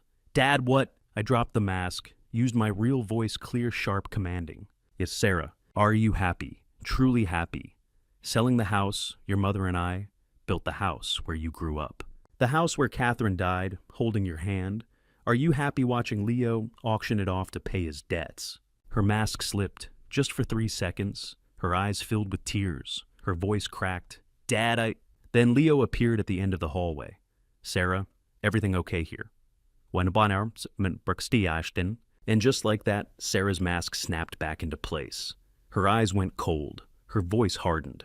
Dad, you need to return to the service entrance. The guests are waiting for drinks. She walked away with Leo, his hand on her lower back guiding her. She didn't look back. I stood alone in the hallway, empty tray in my hands, and realized that was her final chance. Catherine, my wife, Sarah's mother, dead 7 years, now from pancreatic cancer, who'd held Sarah's hand in our Evanston bedroom and made her promise to take care of Dad, was the ghost I invoked in that hallway. And Sarah walked away anyway. I reached into my pocket and felt the Sterling Global master key, cold brass worn smooth from months of carrying it. Proof of the empire Sarah didn't know existed. Proof of the weapon she'd forced me to use. I whispered to the empty hallway, You chose wrong, Sarah. Then I picked up another tray of champagne and walked back into the ballroom, invisible again. 4 days, 96 hours. The warehouse container sat in darkness at Sterling Global, waiting for Leo to make his own wrong choice. 2 traps, 2 timelines, and Saturday night, November 2nd, 7 p.m. in front of 200 witnesses, they would both learn exactly what their choices cost. Richard Pemberton tapped his champagne glass 3 times, and I knew I had exactly 12 minutes before the invisible waiter became the wealthiest man in the room. I stood at the back of the main ballroom in my white waiter's jacket, empty silver tray in my hands, watching him step to the podium, crystal chandelier overhead. 80 guests seated at round tables, Evanston Country Club, members Chicago, business leaders, North Shore philanthropists. Leo and Sarah sat at the head table stage left. "Ladies and gentlemen," Richard began, "I'm delighted to share wonderful news about a dear friend's estate. Many of you know Leo Carver, dedicated husband, community volunteer, and devoted son-in-law, who's navigated an incredibly difficult situation with grace." He paused for effect. His father-in-law, Gerald Hutchison, has been struggling with advancing dementia. Leo with his wife. Sarah's support has made the heartbreaking decision to liquidate the family estate in Evanston to ensure Gerald receives the assisted living care he needs. The estate appraisal came in at $2.1 million. The room murmured approval. Hands reached across tables to pat Leo's shoulder. Let's give Leo a round of applause for his dedication during this challenging time. The applause erupted. 80 people clapping. Leo stood smiling, shaking hands. Sarah sat beside him, hands folded, eyes fixed on the table, not looking at the back of the room where her father stood invisible. 80 people applauded my own funeral. Richard continued. The sale closes Monday, November 4th. A portion of the proceeds will fund a new dementia care wing at Evanston Hospital, named in Catherine Hutchison's memory. A fitting tribute. Oh, more applause. Louder this time. I set down my tray, removed my white waiter's jacket, slowly, deliberately folding it over my arm. Underneath a bespoke charcoal suit, Hermes tie, polished Oxford shoes. I walked toward the front of the room. 1 step, 2 steps, 3. Whispers began, heads turned. Is that the waiter? Why is he walking to the stage? Leo's smile faltered. His hand froze mid-handshake. Sarah's face drained of color. I reached the podium. Richard, confused, stepped aside. I took the microphone from his hand. The room was silent. 80 people staring at the elderly waiter, who just revealed a suit that cost more than most monthly car payments. I looked out at the room, found Leo's eyes, held them. That estate Richard just announced, my voice was clear, sharp, commanding. It's not for sale. Because it doesn't belong to Leo Carver. It belongs to me, and I'm not selling. The silence deepened. Let me introduce myself properly. My name is Gerald Hutchison. I'm 70 years old. I'm a former aerospace engineer, and for the past 32 years, I've been the founder and CEO of Sterling Global Logistics, a port operations and shipping company based in Chicago. Last year's revenue, $15.2 million. My personal net worth, $17.1 million. The side door opened. Henry Redmond entered carrying a leather briefcase, walked to the stage, and stood beside me. He opened the briefcase without a word. I reached inside and pulled out a stack of property deeds, spread them across the podium like playing cards. And this is the deed to my Evanston home, owned outright, appraised at $2.1 million. This is the deed to my Sterling Global headquarters building, $3.8 million. These are deeds to 6 rental properties. Combined value, $4.2 million. I looked at Leo. He was half standing now, one hand gripping the table's edge. My son-in-law doesn't have access to any of these assets. He never did, because I never gave him power of attorney. The documents he planned to use were forgeries. I reached into the briefcase one more time, pulled out the final deed, held it up for the room to see. And this, Richard, is the deed to your house, this estate, the Highland Park mansion you're standing in right now. Purchased in 2019 for $3.2 million. Current mortgage balance, $2.4 million. Lien holder, Sterling Global Logistics, LLC, CEO, Gerald Hutchison.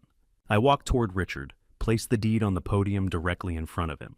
I own your debt, Richard. I've owned it for 3 years. You refinanced through one of my subsidiary holding companies in 2021. You've been making payments to me for the past 36 months. Richard stared at the document. His face went the color of old chalk. So, when you announced my estate liquidation tonight, you were actually announcing the liquidation of property owned by your own creditor, the man whose mortgage you hold. Richard's champagne glass slipped from his hand. I watched it fall, crystal tumbling through air. It hit the marble floor and exploded. Fragments scattered across the stage, catching chandelier light like shrapnel. Richard stared at the deed, his own mortgage, his own house, his own debt. Behind him, Leo was standing fully now, mouth open, both hands on the table. Sarah sat perfectly still, her eyes locked on me. I couldn't read her expression. Horror, betrayal, realization.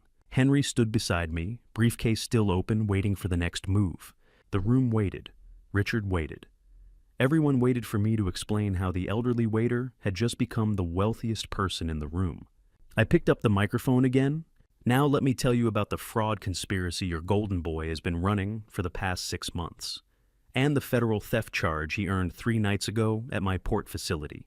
Henry reached into the briefcase, pulled out a stack of folders, red covers, white labels, each one thick at least 100 pages. We have copies for everyone. Henry started walking toward the first table, started placing folders in front of stunned guests. 1 folder per person, 80 folders for 80 witnesses. Inside, each one transcripts of the October 24th recording, screenshots from the living room camera, Sterling Global financial statements, warehouse theft surveillance photos, timeline of the conspiracy, legal analysis of charges, forensic accounting, 115 pages of evidence, printed, bound, undeniable. I connected my phone to Richard's projection screen, and 80 people watched a 20-foot video of my son-in-law planning to forge my signature and steal my company. The cable clicked into place. The screen flickered to life behind me, 20 feet wide, impossible to miss. I tapped my phone. The projection showed a timestamp, October 24th, 2024, 10:37 p.m. living room camera feed, night vision, 2 men sitting on a couch. The video started playing. Audio came through the ballroom speakers crystal clear. "You have the signet ring," Julian Vance's voice. "Took it 3 weeks ago?" Leo replied on screen. "He hasn't noticed. Half the time he can't remember where he put his glasses." Laughter. Both men. I watched 80 faces turn from the projection screen to Leo, then back to the screen. Leo was standing at his table now, frozen, watching himself commit conspiracy to fraud. On screen, Julian opened a briefcase, laid out documents. "Here's the power of attorney. We'll forge his signature using the ring impression. I've already bribed Dr. Cardenas to backdate the incompetency evaluation to September. The probate attorney will file Monday. By Wednesday, we'll have legal authority." Video. Leo leaned forward. "And the Sterling Global sale, $15.2 million in assets. We sell to my shell company for $3 million. Your cut is $500,000. I need $10,000 up front. Hoffman won't move without cash. Neither will the county clerk or the notary." Video. Julian reached into his briefcase, pulled out a manila envelope. Even on night vision, the edges of bills were visible. "Done. But Leo, if your father-in-law fights back, we commit him. Psychiatric hold papers are ready. 48 hours, no hearing required." Video. Leo. "He won't fight. He doesn't even know we're doing this." They laughed again. The video ran for 6 minutes. No one in the ballroom moved. No one spoke. When it ended, I let the silence hold for 10 seconds. Then, "That man on the left is Julian Vance." I pointed at table 7. "He's sitting right there." 80 heads turned. Julian in a tuxedo started to stand. 2 security guards, Marcus Dalton's team, positioned at exits since 7:45 p.m., moved to block the doors. Julian sat back down, trapped. I have 47 hours of surveillance footage from my home. This was just the clearest confession. The folders Henry distributed contain timestamps, transcripts, screenshots of every conversation, every forged document, every bribe. I paused, watched Leo's face, watched Sarah's hand on his shoulder. "But I'm not pressing criminal charges." The room exhaled. Relief rippled through the tables. Leo's head snapped up, hope flashing across his face. "Not because you don't deserve them, but because Sarah is my daughter. And I won't put her through a trial where her husband goes to federal prison. So instead, Leo, you're going to pay back every dollar you stole, every debt you hid, starting now." I tapped my phone again. The projection changed. New image, spreadsheet, title at the top in bold, Leo Carver, complete debt profile. I read each line aloud. Credit cards across 7 banks, $340,000. Personal loan from Richard Pemberton, $180,000. Business loans from 3 Chicago lenders, $220,000. Luxury car leases, $110,000 in balloon payments due this quarter. I paused. Let the numbers sink in. Total $850,000. The room was absolutely silent. Leo sat now, head in his hands. Sarah's hand remained on his shoulder, but she was staring at the screen, seeing the debt total, maybe for the first time. 3 weeks ago, Sterling Global Logistics purchased all of Leo's debt from his creditors. Bought it at 65 cents on the dollar. Cost me $552,000. Which means Leo now owes me $850,000. Not banks, not credit card companies, me. I looked at Leo. And unlike banks, I don't negotiate payment plans. I collect. Richard's phone buzzed, audible in the silence. He looked at the screen. His face went the color of old chalk. Richard, you just received a bankruptcy notice from my legal team. Your $2.4 million mortgage is being called due. Full payment required within 90 days per the acceleration clause in your loan agreement. You signed it in 2021 when you refinanced. Richard stared at his phone like it was a live grenade. You can't make that payment. Your liquid assets are roughly $300,000. You're $800,000 short, and no bank will refinance a property already in foreclosure proceedings. Which means in 3 months, Sterling Global will foreclose on this estate, and you'll be homeless. I let that hang in the air. Unless you agree to work for me. I'm offering you a position as a consultant for Sterling Global's charity division. Salary $85,000 per year. It'll take you 18 years to pay off your mortgage at that rate, but you'll keep your house and your reputation. Richard didn't speak, just stared. I turned back to Leo. And you, Leo. You're going to do the same. I'm offering you a job at Sterling Global Logistics Coordinator, $62,000 per year. You'll work directly under Vincent Mercer. It'll take you 23 years to pay off your debt, but you'll avoid bankruptcy. You'll avoid criminal charges. You'll avoid federal prison. You start Monday, 7 a.m.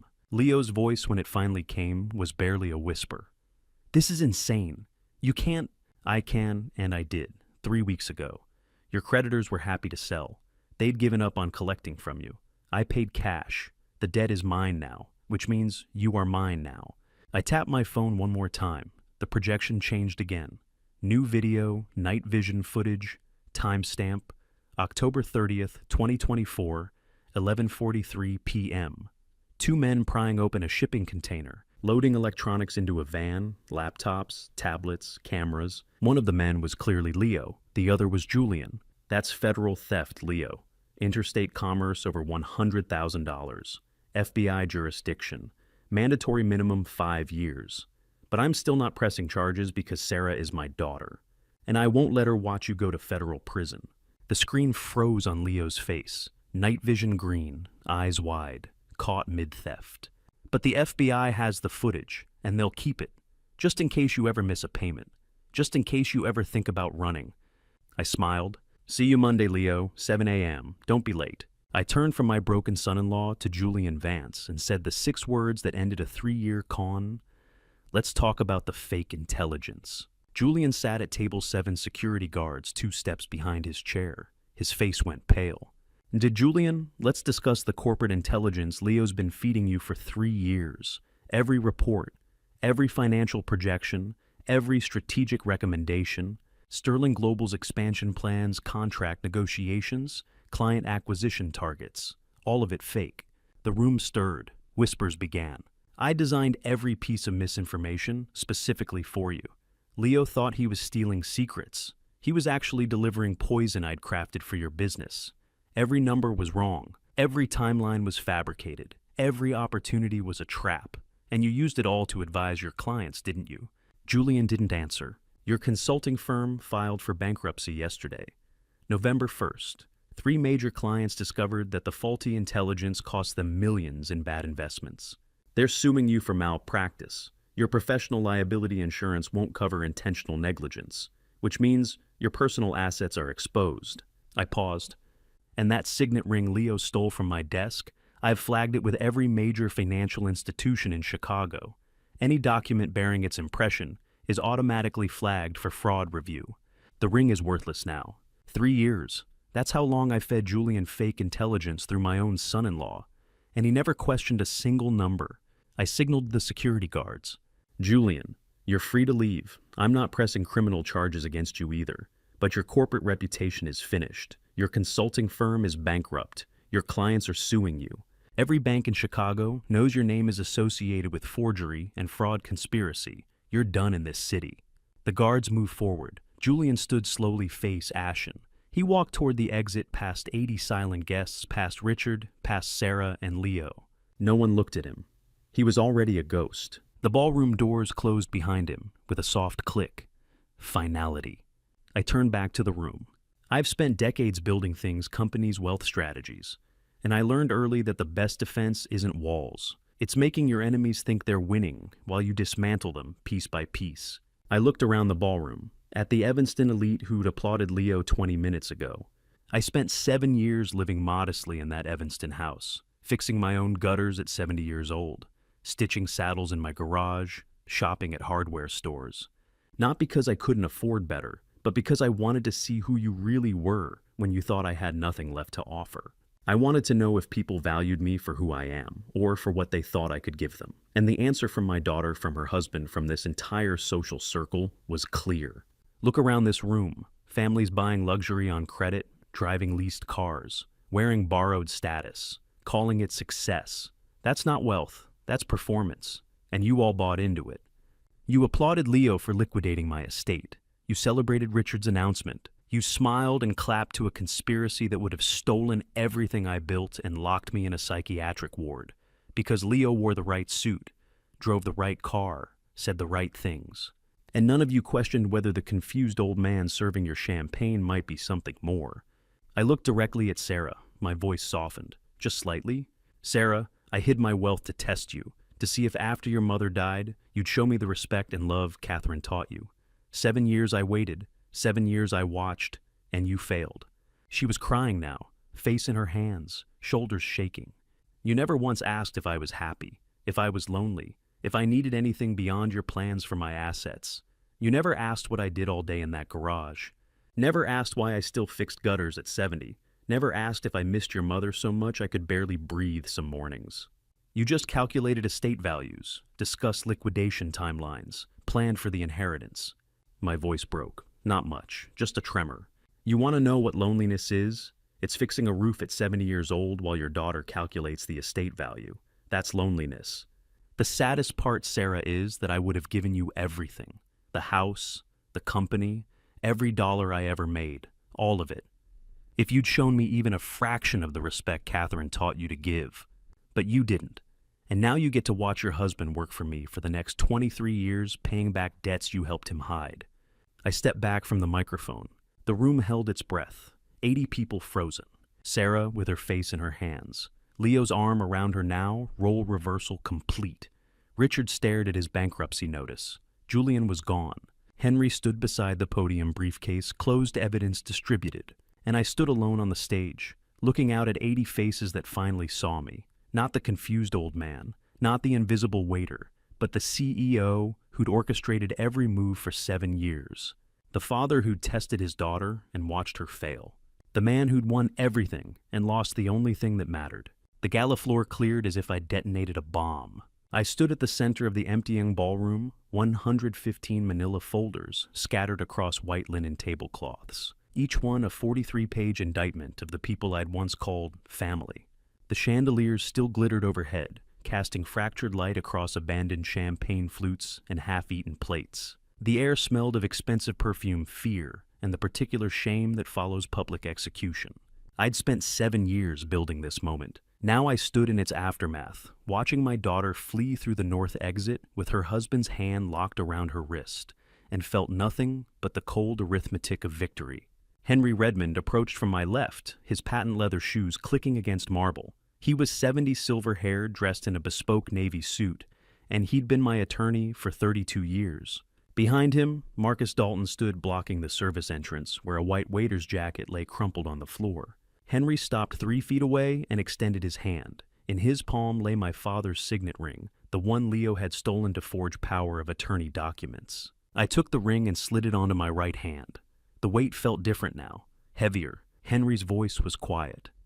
Julian Vance is on the phone with his attorney. Richard Pemberton left through the kitchen exit 17 minutes ago. Leo and Sarah are in the parking garage. Police are en route per your instruction, but they're not coming to arrest anyone. You specifically requested a deterrent presence only.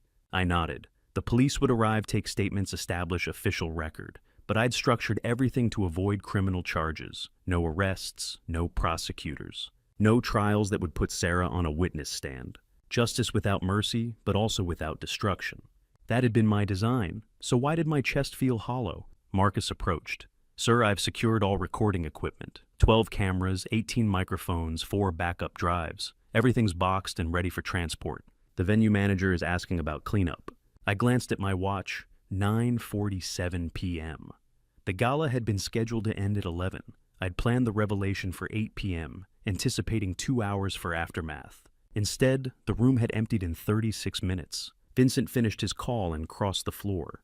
Sterling Global's board wants an emergency meeting Monday morning. They've heard rumors about Container 47B and the federal investigation. I looked around the ballroom one final time. The evidence folders lay abandoned like casualties. The projector screen still showed Leo's face from the surveillance footage caught mid-confession. Gentlemen, thank you for your work tonight. Marcus, have the recordings delivered to Henry's office by Monday morning. Vincent, tell the board I'll meet them at 7 a.m. Henry, I need you to file the civil complaints Tuesday morning. All of them. Henry's expression shifted slightly. Gerald, are you certain once those complaints are filed, there's no reconciliation, no family dinners, no chance Sarah comes back? No chance Sarah comes back. Somewhere in the parking garage, my daughter sat in a car with a man who tried to have me committed, and she'd chosen to leave with him rather than stay and face what she'd done. I'd given her 7 years to demonstrate integrity. She'd given me 7 years of evidence that she had none. Vincent's phone buzzed. He glanced at the screen, then looked up. Sir, you need to see this. It's from the warehouse. He held out his phone. The screen showed a text from his night supervisor, time-stamped 9:38 p.m. 3 words and an image. Container 47B, empty. The photograph showed the shipping container's interior completely vacant. Not a single laptop, not one tablet, not a penny of the $180,000 in electronics I'd stocked it with as bait. Someone had beaten us to it. I stared at the empty container and felt the floor shift beneath me. Container 47B had been fitted with GPS trackers on every piece of equipment. It had been under 24-hour surveillance. Vincent's team had monitored it constantly. The theft was supposed to happen tonight during the gala, but the container was empty. The electronics were gone. The GPS trackers were silent, and I had no idea who'd taken them or when. I looked at Henry, whose face had gone very still. Then at Marcus, whose hand had moved instinctively toward his concealed carry. Then at Vincent, whose phone was already ringing. I'd orchestrated the perfect trap, controlled every variable, predicted every reaction, but someone had been watching me while I watched them. The phone in my pocket buzzed. Unknown number. I answered without speaking. A woman's voice, calm and amused, came through the line. Hello, Mr. Hutchison. I believe you're missing some electronics. If you'd like to discuss their return, I'll be at your Evanston estate at 10 p.m. Come alone. Oh, and Gerald, you might want to check your surveillance system. Someone's been accessing your feeds for the past 6 months. The line went dead. The ballroom's chandeliers seemed dimmer, suddenly casting shadows that hadn't existed moments before. I'd thought I was the only chess player, but someone else had been moving pieces while I'd been focused on my own board. And they'd just announced checkmate. At 2:17 a.m. on October the 30th, my phone buzzed once in the darkness, and I watched my son-in-law walk into the trap I had spent 3 weeks building. The motion alert lit up my nightstand. I opened the Sterling Global Security app and watched the thermal camera feed load. 2 orange-red heat signatures moved across the screen. One figure-tall Leo's build worked bolt cutters against the lock on Container 47B. The other acted as lookout. The audio feed crackled to life. Leo's voice, "Hurry up! We have 15 minutes max before shift change." I sat up in bed and watched my daughter's husband commit federal theft in 4K resolution with full audio recording. Container 47B had been stocked with $180,000 in electronics and fitted with GPS trackers on every piece. Thermal cameras covered 6 angles. The exit gate was programmed to lock automatically if the container's motion sensors triggered. It was a perfect trap, and Leo had walked into it exactly as predicted. 23 minutes. That's how long it took Leo to commit federal theft and destroy what was left of his marriage. The thermal footage showed them loading boxes into a white rental truck, quick, efficient movements. Leo had done this before. At 2:40 a.m., the The truck started and drove toward the exit gate. The gate didn't rise. 10 seconds passed. 20. The gate stayed locked. The trap had closed. I texted Vincent full arrest. Call Port Authority and police. Federal theft charges. No warnings. Then I'm not coming. You handle it. And Vincent, when Sarah arrives, show her everything. I put down my phone and sat in the dark bedroom, listening to the silence, knowing that in 20 minutes, my daughter's husband would be arrested and Sarah would have to decide who she really is. At 2:51 a.m., my phone buzzed again. Vincent police on site. Leo in custody. Sarah just arrived. She had driven to the port in the middle of the night because Leo had called her frantic trapped. And now she stood in the loading area, watching her husband in handcuffs, surrounded by evidence of federal theft. Vincent would show her the thermal footage, 23 minutes of crystal clear video and audio, GPS data, timestamps, everything. And Sarah would have to choose. My phone stayed silent, no updates from Vincent. That meant Sarah was still there, still processing, still deciding. The question was simple. Would Sarah lie for Leo one more time, or would she finally choose integrity? I walked to the window. The Evanston street was empty at 3 a.m. Somewhere across the city, my daughter stood in a warehouse making the decision that would define the rest of her life. My phone buzzed. Vincent. She's asking for the police supervisor, says she has information about the theft and the conspiracy. I read that message 3 times. Then I sat down on the edge of the bed and realized I was holding my breath. Sarah had chosen. After 7 years of enabling covering, lying after the warehouse theft and the forged power of attorney and the bribed doctors, my daughter had finally looked at the evidence and chosen to tell the truth. I didn't know if it was enough. I didn't know if one moment of integrity could redeem 7 years of complicity. But Sarah had made a choice, and for the first time in 7 years, it was the right one. The handcuffs clicked shut around Leo's wrists at 3:20 a.m., and I watched from the control tower 5 stories above, waiting for my daughter to climb the stairs and face what she had finally chosen. My phone buzzed. Vincent's text, "She's coming up." I turned away from the window and faced the door. I heard footsteps on the exterior steel staircase. Slow, heavy. 63 steps from ground level to the 5th floor. Sarah climbed every one. The door opened. She stood in the doorway backlit by the stairwell light, her face in shadow. The silence stretched for nearly a minute. Finally I spoke. "You called them yourself." Her voice was small. "Yes." I turned to face her fully. She looked terrible. Hair-tangled face streaked with dried tears, wearing Leo's old Northwestern sweatshirt.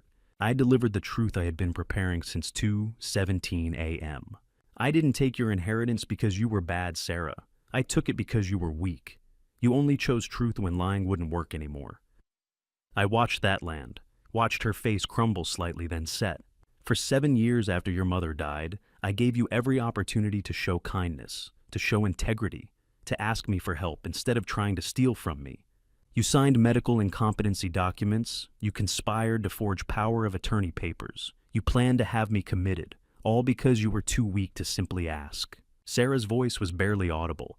"I thought you would say no." I picked up the manila envelope I had prepared. "I would have given you anything, Sarah. If you had asked me honestly at any point in 7 years, I would have handed you the estate, the house, everything. But you never asked. You just conspired." I held out the envelope. Sarah took it with shaking hands, but didn't open it. And that's a loan. $80,000. Enough to post Leo's bail if you choose, though I wouldn't recommend it. Enough for first month's rent and security deposit on an apartment. The lease agreement is inside. The 7-year warehouse job at $18 per hour still stands if you want it. $400 monthly loan payments will be deducted from your salary. Repayment period 16.6 years. 0% interest. Her eyes went wide. "You're still giving me money." "I'm giving you a loan. There's a difference. And I'm giving you a choice about what kind of person you want to be." She started to cry. I felt nothing watching her cry. I delivered the final truth. "I will never trust you again, Sarah. You passed the test too late. I'm 70 years old. I spent 7 years watching you fail every opportunity to demonstrate character. You finally chose integrity at 3 a.m. when your husband was already caught and lying wouldn't save him. That's not redemption. That's survival instinct. I'm sorry. I know you are, but it doesn't change anything." I walked toward the door. My final words echoed in the small glass room. "I am Gerald Hutchison. I built Sterling Global Logistics with integrity over 32 years, 400 employees, 15 million in annual revenue. My legacy is clean. You will not be part of it, but you can make your own legacy if you're strong enough. I paused at the threshold. Don't come back to the house. Your things will be packed and delivered by tomorrow evening. Then I descended the stairs, 63 steps back to ground level. I didn't look back. I reached my car and sat in the driver's seat. The sun was rising over Lake Michigan. I sat in the silence, watching the port come to life. Somewhere above me, Sarah stood in a glass tower, holding the last thing I would ever give her. And I felt nothing. No satisfaction, no grief, no anger, just the cold arithmetic of a problem solved. I had protected my legacy, cut out the rot, given my daughter one final chance. The rest was up to her. 48 hours after the control tower confrontation, my daughter's entire life sat in cardboard boxes on my front lawn in the rain, and I watched from the bedroom window as Henry changed the locks. October 31st, 10:47 a.m. Light rain falling. Sarah stood on the sidewalk holding keys to the River North studio apartment I had provided. Her car, a Honda Civic with a dented bumper, was parked at the curb. Henry stood on the porch with his clipboard. The boxes were getting wet. 40 boxes scattered across the lawn I had mowed every Saturday for 4 decades. I stood back from the glass so Sarah couldn't see me, but I couldn't look away. Sarah signed the eviction acknowledgement, looked up at the house. At the second-floor window where I stood. She couldn't see me, but she looked anyway. She opened her trunk and began loading boxes. She could fit maybe 10. The rest would be delivered within 48 hours. She didn't ask if she could move them under the porch to protect them from rain. Just accepted the consequence. Sarah drove away at 11:23 a.m. I remained at the window watching the empty street.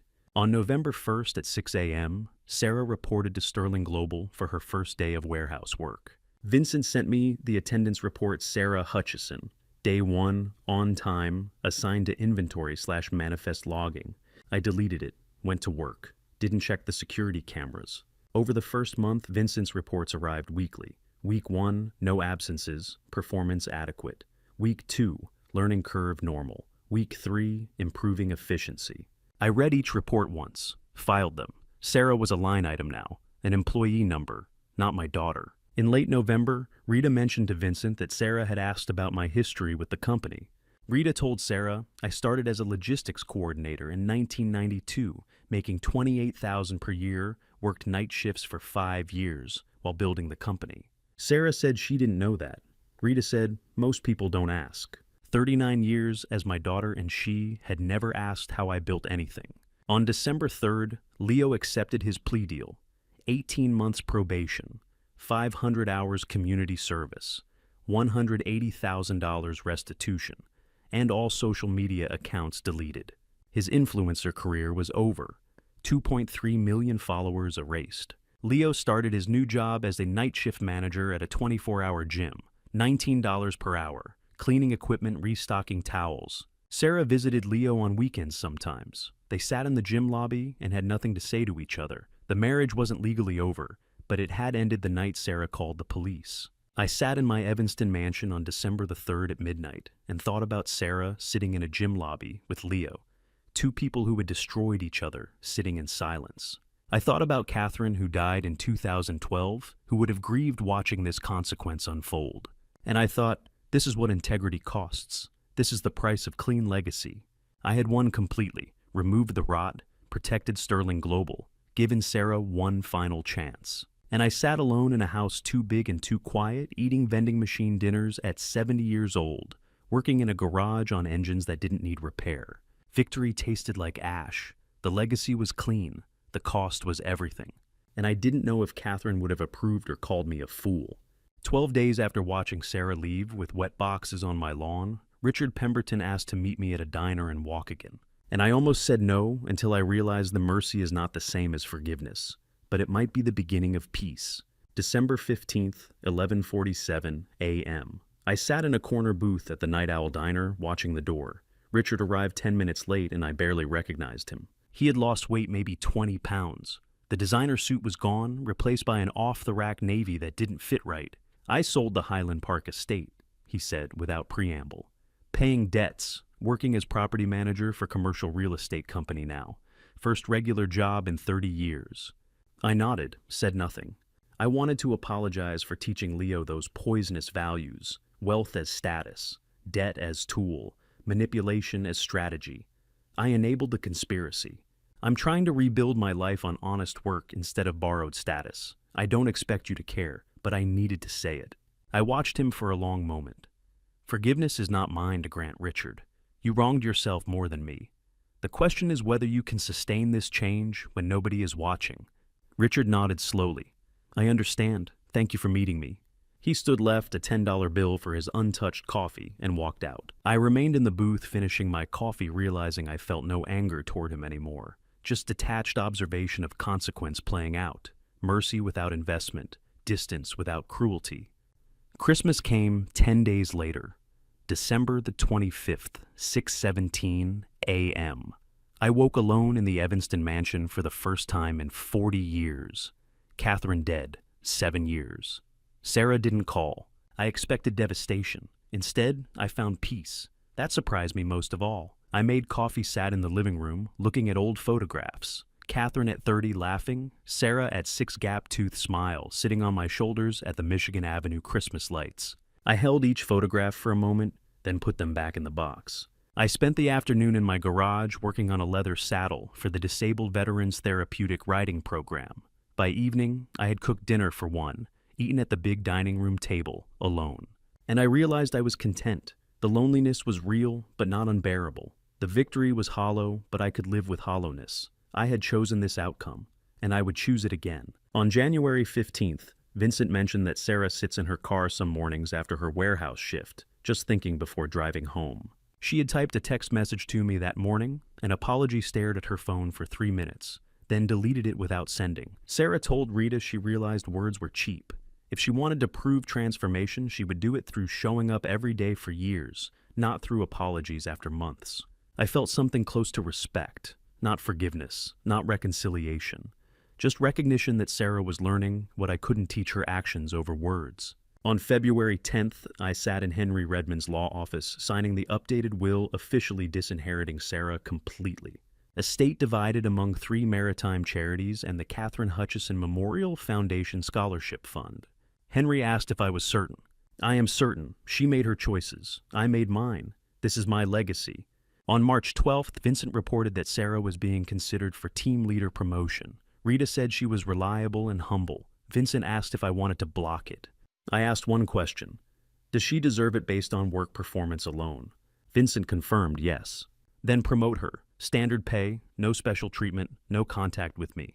April 20th, 2:47 p.m. Spring sunlight poured through the open garage door. I completed the leather saddle, 32 years of craftsmanship, visible in every stitch. This was what I had fought for: space to create freedom, to choose time without intrusion. The garage was my sanctuary. The mansion was my castle. The empire ran without me needing to prove anything to anyone. And I thought, 32 years, and I can still make something beautiful.